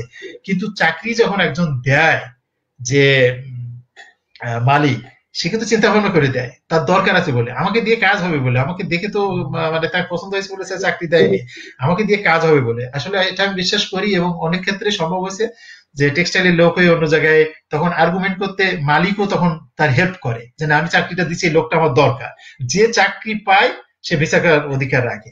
তো এই একটা জিনিস আছে যে রিলেটেড চাকরি প্রথম অবস্থায় পাওয়ার দরকার হয় এই ভিসাটা পাওয়ার জন্য। কিন্তু সিটিজেনশিপ বা অন্য ক্ষেত্রে কোনো রকম রিলেভেন্সির কোনো প্রশ্ন নাই, শুধু তোমার ইনকামটা আছে কিনা এটা দেখা হবে। জি, ধন্যবাদ। আমাদের আরেকটি প্রশ্ন এসেছে, একজন দর্শক গোলাম মাওলা প্রশ্ন করেছে, ফাউন্ডেড পিএইচডি অপরচুনিটি কেমন আছে, এই ব্যাপারে যদি কিছু বলতেন। ফান্ডেড পিএইচডির কথা বলছে। আচ্ছা, all PhD are funded here. এখানে সমস্ত পিএইচডি এখানে ফান্ডেড, এখানে পিএইচডি কোনো এ নাই, স্কলারশিপও না, পিএইচডিটা এখানে জব। সো এখানে পিএইচডির বিষয়ে কোনো কথা নাই, সমস্তটাই ফান্ডেড এবং আহ, একজন এমপ্লয়ি, মোট কথা একজন এখানে পিএইচডি যে করবে সে এখন এমপ্লয়ি টেক্সটাইলের ক্ষেত্রে। কিছু কিছু সাবজেক্ট আছে সেখানে ফান্ড ছাড়াও পিএইচডি করা যায়। হয়তো বায়োলজি বা আমি পলিটিক্যাল সায়েন্স যদি ধরি বা এডুকেশন সায়েন্স যদি ধরি, এরকম ধরনের যেখানে ওই ধরনের প্রজেক্টের ভূমিকা নাই, নিজস্ব মেধা বুদ্ধি দিয়ে রিসার্চ করা লাগে। আর ইঞ্জিনিয়ারিং এর পরে সমস্তটাই প্রজেক্ট লাগে, একটা সুনির্দিষ্ট বা অনেকগুলো প্রজেক্টে কাজ করতে হয়, তারপর সে পিএইচডি ডিগ্রি পায়, এই জন্য এটা একটা চাকরি। এখানে যখন পিএইচডি করে সে একজন নর্মাল এমপ্লয়ের মতো সব বেনিফিট পায় এবং এটা একটা চাকরি। এর বাইরে দুই একটা স্কলারশিপ আছে যেটা করে। তবে স্কলারশিপ অথবা ফান্ড ছাড়া কোনো পিএইচডি এখানে নাই। সেলফ ফাইন্যান্সে পিএইচডি বলতে গেলে টেক্সটাইলে অন্তত পক্ষে তো নাই। ধন্যবাদ। আহ, আমাদের আরেকটা প্রশ্ন ছিল, আমাদের এখানে কেউ যদি স্টুডেন্ট, টেক্সটাইল ব্যাকগ্রাউন্ড কোনো স্টুডেন্ট যদি আপনার প্রোডাকশন ম্যানেজমেন্ট নিয়ে কোনো কিছু করতে যায়, প্রোডাকশন ম্যানেজমেন্ট টাইপের কিছু আছে কিনা। হ্যাঁ, এই কোর্সটার আমি খুঁজিনি, তবে এটা আমি জানি। আমি বোধহয় একটা কোর্স তোমাদেরকে দিয়েছি প্রসেস ইঞ্জিনিয়ারিং এর পরে। তো আমি এটা জানি যে প্রোডাকশন ইঞ্জিনিয়ারিং, প্রসেস ইঞ্জিনিয়ারিং, এখানে টেক্সটাইল বলে কথা না, সব ইঞ্জিনিয়াররাই করতে পারে, কারণ এটা সব সেক্টরের জন্য। প্রোডাকশন ইঞ্জিনিয়ারিং এবং প্রোডাকশন ইঞ্জিনিয়ারিং জার্মানিতে অনেক আছে এবং প্রসেস ইঞ্জিনিয়ারিং আছে। আমি বোধহয় দুই একটা লিঙ্ক দিয়েছি তোমাদেরকে প্রসেস ইঞ্জিনিয়ারিং এর পরে, কিন্তু প্রোডাকশন ইঞ্জিনিয়ারিং এর পরে আমি দেইনি। তবে অবশ্যই এখানে আছে, কোন কোন জায়গায় আছে সেটা খুঁজে নিতে হবে, কারণ দরকার হলে আমি পরবর্তীতে তোমাদের ওয়েবসাইটে লিস্ট করার জন্য আমি খুঁজে দিতে পারবো। আমাকে সুনির্দিষ্ট ইনবক্স করলে আমি প্রোডাকশন ইঞ্জিনিয়ারিং কোথায় কোথায় সাবজেক্ট আছে এগুলো সব খুঁজে টুজে আমি তোমাদেরকে দিতে পারবো। জি, ধন্যবাদ স্যার। তাহলে টোটালি সবকিছু মিলে বাংলাদেশি স্টুডেন্টদের জন্য আপনার পরামর্শ কি থাকবে, যারা জার্মানিতে যেতে চাচ্ছে বা জার্মানিকে নিয়ে স্বপ্ন দেখছে, তাদের জন্য আপনার পরামর্শ কি থাকবে। ওয়েলকাম। জার্মানিতে ওয়েলকাম। ইউরোপের একটা দেশ, পৃথিবীর সব জায়গায় কম বেশি সুবিধা অসুবিধা আছে। সব থেকে বড় কথা, আমরা যদি সারা বিশ্বের দিকে তাকাই, আজকে শান্তি অশান্তি, বিভিন্ন যে প্রসঙ্গ, আমরা যে হিউম্যানিটির কথা বলি, আমরা যে ডেমোক্রেসির কথা বলি, সারা পৃথিবীতে আসলে এগুলো একটা মিথ। মানে কেমন যদি আমেরিকার মুখে বারবার গণতন্ত্র আর ওই মানবাধিকারের কথা আমরা শুনি, কেমন লাগে আমাদের? আমি আমি একটা প্রশ্ন রাখলাম, কেমন লাগে শুনতে, যেখানে এখন তুমুল আন্দোলন হচ্ছে না মানুষের গণতন্ত্র বা মূল্যবোধ বা আমার মানে হিউম্যানিটি, এইসব জিনিসগুলো এখন আসলে বিলুপ্ত, অথচ তারা সারা বিশ্বে এই বুলিটা দিয়ে বেড়ায়। তো সেদিক দিয়ে চিন্তা করলে ইউরোপ শান্তির প্রতীক। ইউরোপ কারোর সাথে যুদ্ধ বিগ্রহে জড়ায় না এবং এখানে প্রত্যেকটা নাগরিকের সমান অধিকার। তো যেখানে এই যে বর্ণবাদী কিছু আচার আচরণ হয়তো টুকটাক এটা অবশ্যই আছে, সব জায়গায় সমানভাবে না, তবে এখানে অফিসিয়ালি প্রত্যেকটা নাগরিকের সমান সুযোগ সুবিধা। আমরা খুব শান্তিপূর্ণভাবে এখানে থাকি, আমাদের কোনো সমস্যা হয় না এক, এবং ইউরোপের সাথে বাংলাদেশের ডিস্টেন্সটা এক, এবং ইউরোপের অর্থনীতিতে আসলে অনেক স্ট্রং। সারা বিশ্বে যখন আমেরিকা বা ইউকে বা অন্যান্য জায়গায়, অনেক জায়গায় যখন অর্থনীতি ভঙ্গুর দশা দেখা দেয়, জব ছাঁটাই হয়, মানে কর্মচারী ছাঁটাই হয়, জব থাকে না, তখনও জার্মান অর্থনীতি অনেক স্ট্রং থাকে। অতীতের ইতিহাস এখনো পর্যন্ত এই করোনা পরিবেশ পরিস্থিতি জার্মান অনেক দিক দিয়ে, সেক্ষেত্রে আমি মনে করি জার্মান বাংলাদেশিদের জন্য অবশ্যই একটা বিশাল স্কোপ বা অপরচুনিটির জায়গা। দীর্ঘমেয়াদী পরিকল্পনা হিসাবে মানে আমি অত্যন্ত আশাবাদী এবং আমি সবাইকে ওয়েলকাম করতে চাই। জি, ধন্যবাদ। আমাদের আরেকটি প্রশ্ন এসেছে, এই প্রশ্নটা আমি আপনাকে বলছি।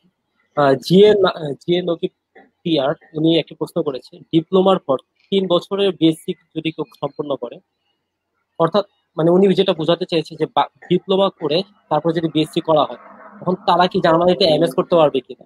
ডেফিনেটলি, ডেফিনেটলি পারবে। কারণ কারো যদি বিএসসি থাকে 3 বছর 4 বছর, এটা বড় কথা না, কারণ এখানকার বিএসসি পোস্ট গুলো 3 বছরের। অনেক ক্ষেত্রে আছে বিএসসি 3 বছরের, মাস্টার্স 2 বছরের কোর্সটা এরকম। তো যে ওখান থেকে ডিপ্লোমা করছে এবং 3 বছরের বা যে কদিনেরই হোক কোর্স কারিকুলাম যদি ঠিক থাকে, অবশ্যই সেখানে মাস্টার্স করতে পারবে কোনো সন্দেহ ছাড়াই। ধন্যবাদ। আর আরেকটি প্রশ্ন ছিল যে ফান্ডেড এমএস কোর্সে যেতে কি কোয়ালিটি এনশিওর করা লাগবে, এই প্রশ্ন করেছেন জামশেদুল ইসলাম। এই ফান্ডেড কোর্সের বিষয়ে আসলে আমরা একটু আগে আলাপ করছি, ড্যাডের বিষয়ে এটা আমরা সুনির্দিষ্ট উত্তর দিয়েছি। কারণ এখানে ফান্ডেড বলতে আসলে ড্যাড স্কলারশিপ, ড্যাড জার্মান সরকারের দেওয়া স্কলারশিপ। এখন এর বাইরে যে স্কলারশিপ নেই তা আমি বলবো না, অবশ্যই জার্মানিতে স্কলারশিপ আছে, কিন্তু দেশ থেকে নিয়ে আসা সেটা সো মাচ টাফ। এখানে এসেও অনেক বিদেশিদের পক্ষে কঠিন হয়ে পড়ে, কারণ সেসব স্কলারশিপের অনেক শর্তাবলী, সেগুলো পিএইচডি বা পোস্ট ডক্টরেটের ক্ষেত্রে অনেক ক্ষেত্রে সুবিধা হয়, কিন্তু মাস্টার্স এর ক্ষেত্রে সেসব স্কলারশিপ পাওয়ার শর্তাবলী খুব কঠিন। সেগুলো আর আমি এক্ষুনি আলাপ করতে চাচ্ছি না, সেটা দেশ থেকে নিয়ে আসা অসম্ভব বলতে গেলে। তাহলে একমাত্র আমাদের পথ খোলা থাকে ড্যাড স্কলারশিপ। তো সে ড্যাড স্কলারশিপের শর্তাবলী তো ড্যাডের ওয়েবসাইটে লেখা থাকে, ফর্মে লেখা থাকে, এবং এটা তো আমরা আলাপ করলাম। ভাষাগত দিক লাগবে, প্রফেশনাল দিক লাগবে, মোটিভেশন লেটার লাগবে, এবং রেজাল্ট লাগবে। সব মিলায়ে এই যে ড্যাড স্কলারশিপটা টেক্সটাইলদের এমএসসি তে একমাত্র স্কলারশিপ দেওয়া হয়, এবং সেটা কোনো বছর একটা, কোনো বছর দুটো, কোনো বছর তিনটা, এটা একটা সমতা মানে রাখার জন্য এইভাবে দেওয়া হয় ছেলে মেয়ের সব মিশ্রণে। জি, ধন্যবাদ। আমাদের আরেকটি প্রশ্ন এসেছে আব্দুর রহমান তালহা, উনি প্রশ্ন করেছেন প্রতি বছর কি ভিসা রিনিউ করার প্রয়োজন হয় কিনা? ভিসা তো প্রতি বছর বলে কথা না, প্রতি প্রতিদিনও হতে পারে। তার মানে বিষয়টা হয়েছে 3 মাসের ভিসা দেয় বাংলাদেশ এম্বাসি থেকে, 3 মাসের ভিসা দিলে এখানে এসে অ্যাপ্লাই করতে হয়। তো নর্মালি এখানে আসার পরে কোর্স যতদিন একবারে ভিসা দিয়ে দেয়, কারণ টাকাটা তো থাকে এখানে, টাকাটা তো ব্লক করে আনতে হয়। তো 1 বছরে যে 2 বছরের কোর্স আছে তার 2 বছরের ভিসা দিবে, যে 1.5 বছরে আসছে 1.5 বছরের ভিসা দিবে। কার্যক্ষেত্রে কারো যদি বাসা প্রবলেম থাকে, অন্য প্রবলেম থাকে, তাকে হয়তো 6 মাসে দিলে 6 মাস পরে গেলে আবার তাকে দিবে ভিসা, কোনো সমস্যা না। যে পর্যন্ত কোর্স থাকবে সে পর্যন্ত প্রথমে তাকে ভিসা দিবে। কোর্স শেষ হয়ে গেলে শর্ত হলো যে যত টাকা তুমি অ্যাকাউন্টে দেখাতে পারবে সেই তারপরে নির্ভর করে আপ টু 2 ইয়ার্স পর্যন্ত তোমাকে ভিসা দিবে, জব সার্চিং ভিসা, তার স্ট্যাটাসটা আলাদা, কিন্তু তার জন্য তোমাকে প্রয়োজনীয় খাওয়া পড়ার টাকা তোমার অ্যাকাউন্টে দেখাতে হবে। ধন্যবাদ আপনাকে। আমরা অনুষ্ঠানে একেবারে শেষ প্রান্তে চলে এসেছি। তো আমরা দর্শকদের উদ্দেশ্যে বলবো, যদি আপনাদের যদি কোনো গুরুত্বপূর্ণ প্রশ্ন থেকে থাকে বা কোনো কিছু জানার থাকে আমাদের গেস্টের কাছে, তাহলে আপনারা এই মুহূর্তে প্রশ্ন করতে পারেন। আমি আমি বোধহয় একটু অ্যাড করতে পারি। জি, অবশ্যই। আর এর মধ্যে আমরা প্রশ্ন নিয়ে দিব। জি, হ্যাঁ, আমি আমি একটু অ্যাড করতে পারি। আজকে তো মনে করো 1 ঘন্টা 33 মিনিট অলরেডি আমরা পার করে ফেলছি। তো একটা লম্বা সময় বসে থাকাটাও কষ্টকর সবার জন্য। যদি প্রয়োজনীয়তা দেখা দেয়, আমি এসব বিষয়ে ফ্লেক্সিবল। আমি দেশ বিদেশে বহু স্টুডেন্টকে হেল্প করি।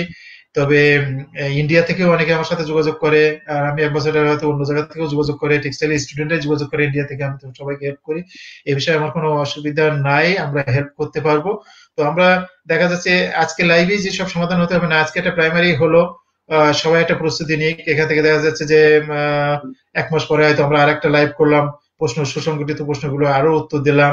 কারণ আজকে হয়তো সবাই একবারে প্রশ্নগুলো করতে পারবে না, দীর্ঘ সময় ধরে একটা লাইভ চালানো অনেকটা কঠিন ব্যাপার। তো এর বাইরে বিষয় হয়েছে যে দুই একজন হলে ইনবক্সে উত্তর দেওয়া যায়, যেহেতু এখন হিউজ কোশ্চেন আছে, ইনবক্সে প্রশ্ন লেখা উত্তর দেওয়া কঠিন। তো আমরা এই ধরনের লাইভ প্রোগ্রাম করতে পারি। আমি হয়তো আরেকটা করতে পারি যদি প্রয়োজন হয়। এর বাইরে আমার স্টুডেন্ট যারা আছে আমি তাদেরকে রিকোয়েস্ট করবো, আমেরিকাতে যে আছে তাকে বলবো তুমি ওখানে একটা লাইভ অ্যাটেন্ড করার জন্য। ফিনল্যান্ডে যে আছে তাকে বলবো, লিথুয়ানিয়াতে যে আছে, যে সুইডেনে আছে তাকে বলবো, অথবা জার্মানিতে আরেকটা টেক্সটাইল স্টুডেন্টকে দিয়ে আরেকদিন লাইভ করা যাবে। এবং নেক্সট যেটা করতে পারি, আমরা এখানে 6 জন পর্যন্ত অ্যাটেন্ড করা যায়, আমি আরো 4 জনকে নিতে পারি। যে আমরা 5 জন আমরা হয়তো অ্যাটেন্ড করলাম, আমি শুরুটা করে দিলাম, বাকি 4 জন এখানে টেক্সটাইল। এইভাবে আমরা টেক্সটাইল কমিউনিটিকে বা টেক্সটাইল প্ল্যাটফর্মকে আমরা স্ট্রং করতে পারি বা আমরা করতে পারি। তো একদিনে সব স্টুডেন্টের সব প্রশ্ন নিয়ে মাথা খারাপ করার কিছু নেই। প্রশ্নগুলো চিন্তা ভাবনা করতে থাকুক, লিপিবদ্ধ করতে থাকুক, তোমাদের কাছে সাবমিট করতে থাকুক। তারপরে তোমরা আমাদের সাথে আবার যোগাযোগ করো। একটা নির্দিষ্ট লাইভে এসে আমি সহ আরো 2-1 জনকে নিলাম, নিয়ে আমরা প্রশ্নগুলো উত্তর দিলাম। ধন্যবাদ। তাহলে আমরা এই লাইভটা আর প্রোগ্রামটা আজকে আর বেশি লেন্দি করবো না, আমরা একদম আমার মনে হয় সেটাই ভালো। তো একদম শেষ পর্যায়ে আপনি যদি কিছু বলতেন। যদি আর 2-1টা প্রশ্ন থাকে খুব গুরুত্বপূর্ণ, তাহলে আমি নিতে পারি বা আমি বলতে পারি, আর যদি না থাকে। জি, আমাদের মোটামুটি গুরুত্বপূর্ণ প্রশ্নগুলো নেওয়া হয়ে গিয়েছে। আচ্ছা, তাহলে এখানে আসলে মূল জিনিস ছিল আসলে টেক্সটাইলের বিষয় নিয়ে। তবে যারা প্রোগ্রামটা শুনছে তারা টেক্সটাইল নন টেক্সটাইল সবারই উপকার হওয়ার কথা। জার্মানির টোটাল একটা কৃষ্টি কালচার বা চাকরির সুবিধা, নাগরিকত্ব বা দীর্ঘমেয়াদে থাকা, সব বিষয় নিয়ে আলাপ আলোচনা হলো এবং পরবর্তীতে আমরা আলাপ আলোচনা করব। তো মেন বিষয় তো আমরা আসলে সবই করছি। যদি আমরা আরেকবার রিভিউ করি, তাহলে একটা স্টুডেন্টকে তার সুনির্দিষ্ট লক্ষ্য বস্তুতে যাওয়া লাগবে। যে আমি স্কলারশিপ চাই, তাহলে স্কলারশিপের দিকে যোগ্য। যদি না স্কলারশিপ ছাড়া, স্কলারশিপের শর্ত হলো 2 বছরের অপেক্ষা করা। আমি 2 বছর অপেক্ষা করবো না, 2টা স্কলারশিপ পাবো কি পাবো না, তাহলে আমি সেলফ ফাইন্যান্সে আসবো। আমার অ্যাবিলিটি যদি থাকে, আমি কোন সাবজেক্টে পড়বো। আমার এক স্টুডেন্ট ছিল, এখানে আসছিল নেদারহাইনে টেক্সটাইল পড়তে। তো আমি তাকে বললাম তুমি নন টেক্সটাইলের সাবজেক্ট করতে পারো, টেক্সটাইলে তো অত স্কোপ নাই। তখন আমি অত জানতাম না। তখন সে বার্লিনে একটা কোর্স খুঁজে বের করলো পলিমার ইঞ্জিনিয়ারিং এ পরে। যদিও আমি শুনি যে টেক্সটাইলের স্টুডেন্টকে এখন আর সেই কোর্সে ভর্তি নেয় না। তো পলিমার ইঞ্জিনিয়ারিং এর পরে একটা কোর্স খুঁজে বের করলো, 4টি ইউনিভার্সিটি মিলে সেই কোর্স। এবং সেই কোর্সটা এত ডেভেলপমেন্ট ডেপথ তার কোর্সে। তো সেটা সে কমপ্লিট করার পরে এখানে ফ্রাউনহোফার ইনস্টিটিউটে সে পিএইচডি করে। ওই মাওলানা ভাসানী থেকে পাশ করা, আমারই ডাইরেক্ট স্টুডেন্ট। তো সে এর মধ্যে বোধহয় হার্ভার্ড না কোথায় যে 6 মাসের ইয়ে ট্রেনিং বা ইন্টার্নশিপ প্রোগ্রাম করে আসলো, এবং সে তার পাবলিকেশন নেসারের মতো এতে জার্নালে প্রকাশ পেয়েছে। তো এটা তো মানে অনেক সুন্দর আর কি। তো যেটা বলবো যে এখানে আসতে চাইলে সুনির্দিষ্ট কোর্সটা খুঁজবো, টেক্সটাইল বলে কথা না, আমি কোন কোর্স, অথবা আমার আসার সুবিধার্থে আমি টেক্সটাইলের কোর্স নিয়ে আসবো, রিলেটেড কোর্স হলে ঢুকতে সুবিধা হয়। আসার পরে 1 সেমিস্টার পরে আমি এখানে যাচাই বাছাই করে 1-2 সেমিস্টার পরে আমি কোর্স চেঞ্জও করতে পারি। এখানে ইচ্ছা করলে একটা কোর্সের পরে আরেকটা কোর্স পড়া যায়, আরেকটা কোর্স পড়া যায়, এটা কোনো বিষয় না। যতদিন আমি নিজের স্কিল ডেভেলপ না করতে পারবো, এখানে মানে চাকরি বাকরি না পাবো, অনেক অপরচুনিটি আছে, সেগুলো নিয়ে সবকিছু করা যাবে। বিষয় হলো ইনিশিয়ালি যার ইচ্ছা আছে এবং যার সামর্থ্য আছে সে চেষ্টা করবে, এবং সুনির্দিষ্ট কিছু তথ্যের ভিত্তিতে কোন কোন সাবজেক্ট বললাম টেক্সটাইলের যেসব রিলেটেড সাবজেক্ট গুলো আছে, একটা সাবজেক্ট নয় একাধিক সাবজেক্টের চেষ্টা করবে। যখন অফার লেটার সে পাবে তখন সে এনরোলমেন্ট হবে, তারপরে ভিসা প্রসেস হবে। তো আমরা ভিসা প্রসেস নিয়েও আমরা লাইভ করতে পারি আমাদের টেক্সটাইল স্টুডেন্টদের সুবিধার্থে। এগুলো ধাপে ধাপে আমরা এই প্ল্যাটফর্মের মাধ্যমে, তোমরা যে প্ল্যাটফর্ম গড়ে তুলছো সেই প্ল্যাটফর্ম অত্যন্ত রিচ আমি দেখছি। এই যে আসলে বিষয় কি বলবো, তথ্য প্রযুক্তির সাথে আমাদের থেকে তোমরা অনেক বেশি আগিয়ে আছো, যুক্ত আর কি। বয়স হয়ে গেছে হয়তো, আমি বেশিক্ষণ বসতে পারি না, তোমরা সারাদিন ধরে হয়তো তথ্য প্রযুক্তিতে সময় দিতে পারো, অনেক বেশি লেখাপড়া করতে পারো, অনেক বেশি সার্চিং পাওয়ার না। তো তোমরা অবশ্যই অনেক বেশি জানো। এবং সব থেকে মজার বিষয় আমি আরেকটু অ্যাড করতে চাই এখানে, আমি যখন টিচার ছিলাম মাওলানা ভাসানী, আমি যখন যখন চলে আসি তখনও পর্যন্ত আমাদের ওখানে কোনো তার ছিল না। তো একজন টেক্সটাইল ইঞ্জিনিয়ার, আমি বেড়ে উঠছি গড়ে উঠছি গুটেক্সের ক্যাম্পাসে, যেখানে আমি টেক্সটাইল মিলেও যত যন্ত্রপাতি আছে তার থেকে বেশি আমি ইনস্ট্রুমেন্ট দেখতে দেখতে দেখতে দেখতে আর প্র্যাকটিক্যাল করতে করতে, যেখানে 60% বোধহয় অ্যাবভ 60% প্র্যাকটিক্যালি ছিল। তো সেখানে মাওলানা ভাসানীর মতন সাবজেক্ট যখন প্রথম পাবলিক ইউনিভার্সিটিতে খুললো, তো আমি প্রথম অবস্থা হতাশ ছিলাম। তো দেখো সেসব স্টুডেন্ট গুলো সারা পৃথিবী জুড়ে আছে, কোথায় নেই মাওলানা ভাসানী বা আমার স্টুডেন্টরা সব পাবলিক বিশ্ববিদ্যালয় টিচার, কুয়েটে, তারপরে এই যে যশোর ইউনিভার্সিটিতে বা ডুয়েটে, মাওলানা ভাসানীতে, এবং সারা বিশ্বে তারা চলে আসছে। তো ইচ্ছা থাকলে যে সম্ভব হয় সেটার একটা বহিঃপ্রকাশ বা সেটা মানে দেখা যায়। তো নিরাশ হওয়ার কিছু নেই, আশাবাদী হতে হবে।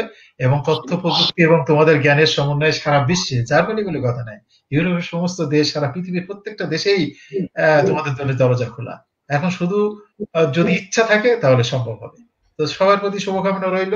আর প্রশ্নগুলো, যেসব প্রশ্ন থাকবে রিপনের সাথে যোগাযোগ করার পরে বিভিন্ন লাইভ আমি আমি আমার পক্ষ থেকে যতটা সম্ভব আমি সহযোগিতা করব, এই আশাবাদ ব্যক্ত করছি তোমাদের। অসংখ্য ধন্যবাদ আমাদের সাথে থাকার জন্য। আপনাকে অসংখ্য ধন্যবাদ, আপনাকে আমাদেরকে মূল্যবান সময় দেওয়ার জন্য। এবং আশা করছি যারা জার্মানিতে উচ্চশিক্ষা নেওয়ার জন্য প্ল্যানিং করছে বা জানতে চাচ্ছিল তারা সম্পূর্ণ উত্তরগুলো পেয়ে গিয়েছে। তারপরও যদি আপনারা কেউ যদি কোনো প্রশ্ন জানার থাকে যে এখান থেকে উত্তর পাননি, তাহলে আমাদের সাথে যোগাযোগ করবেন।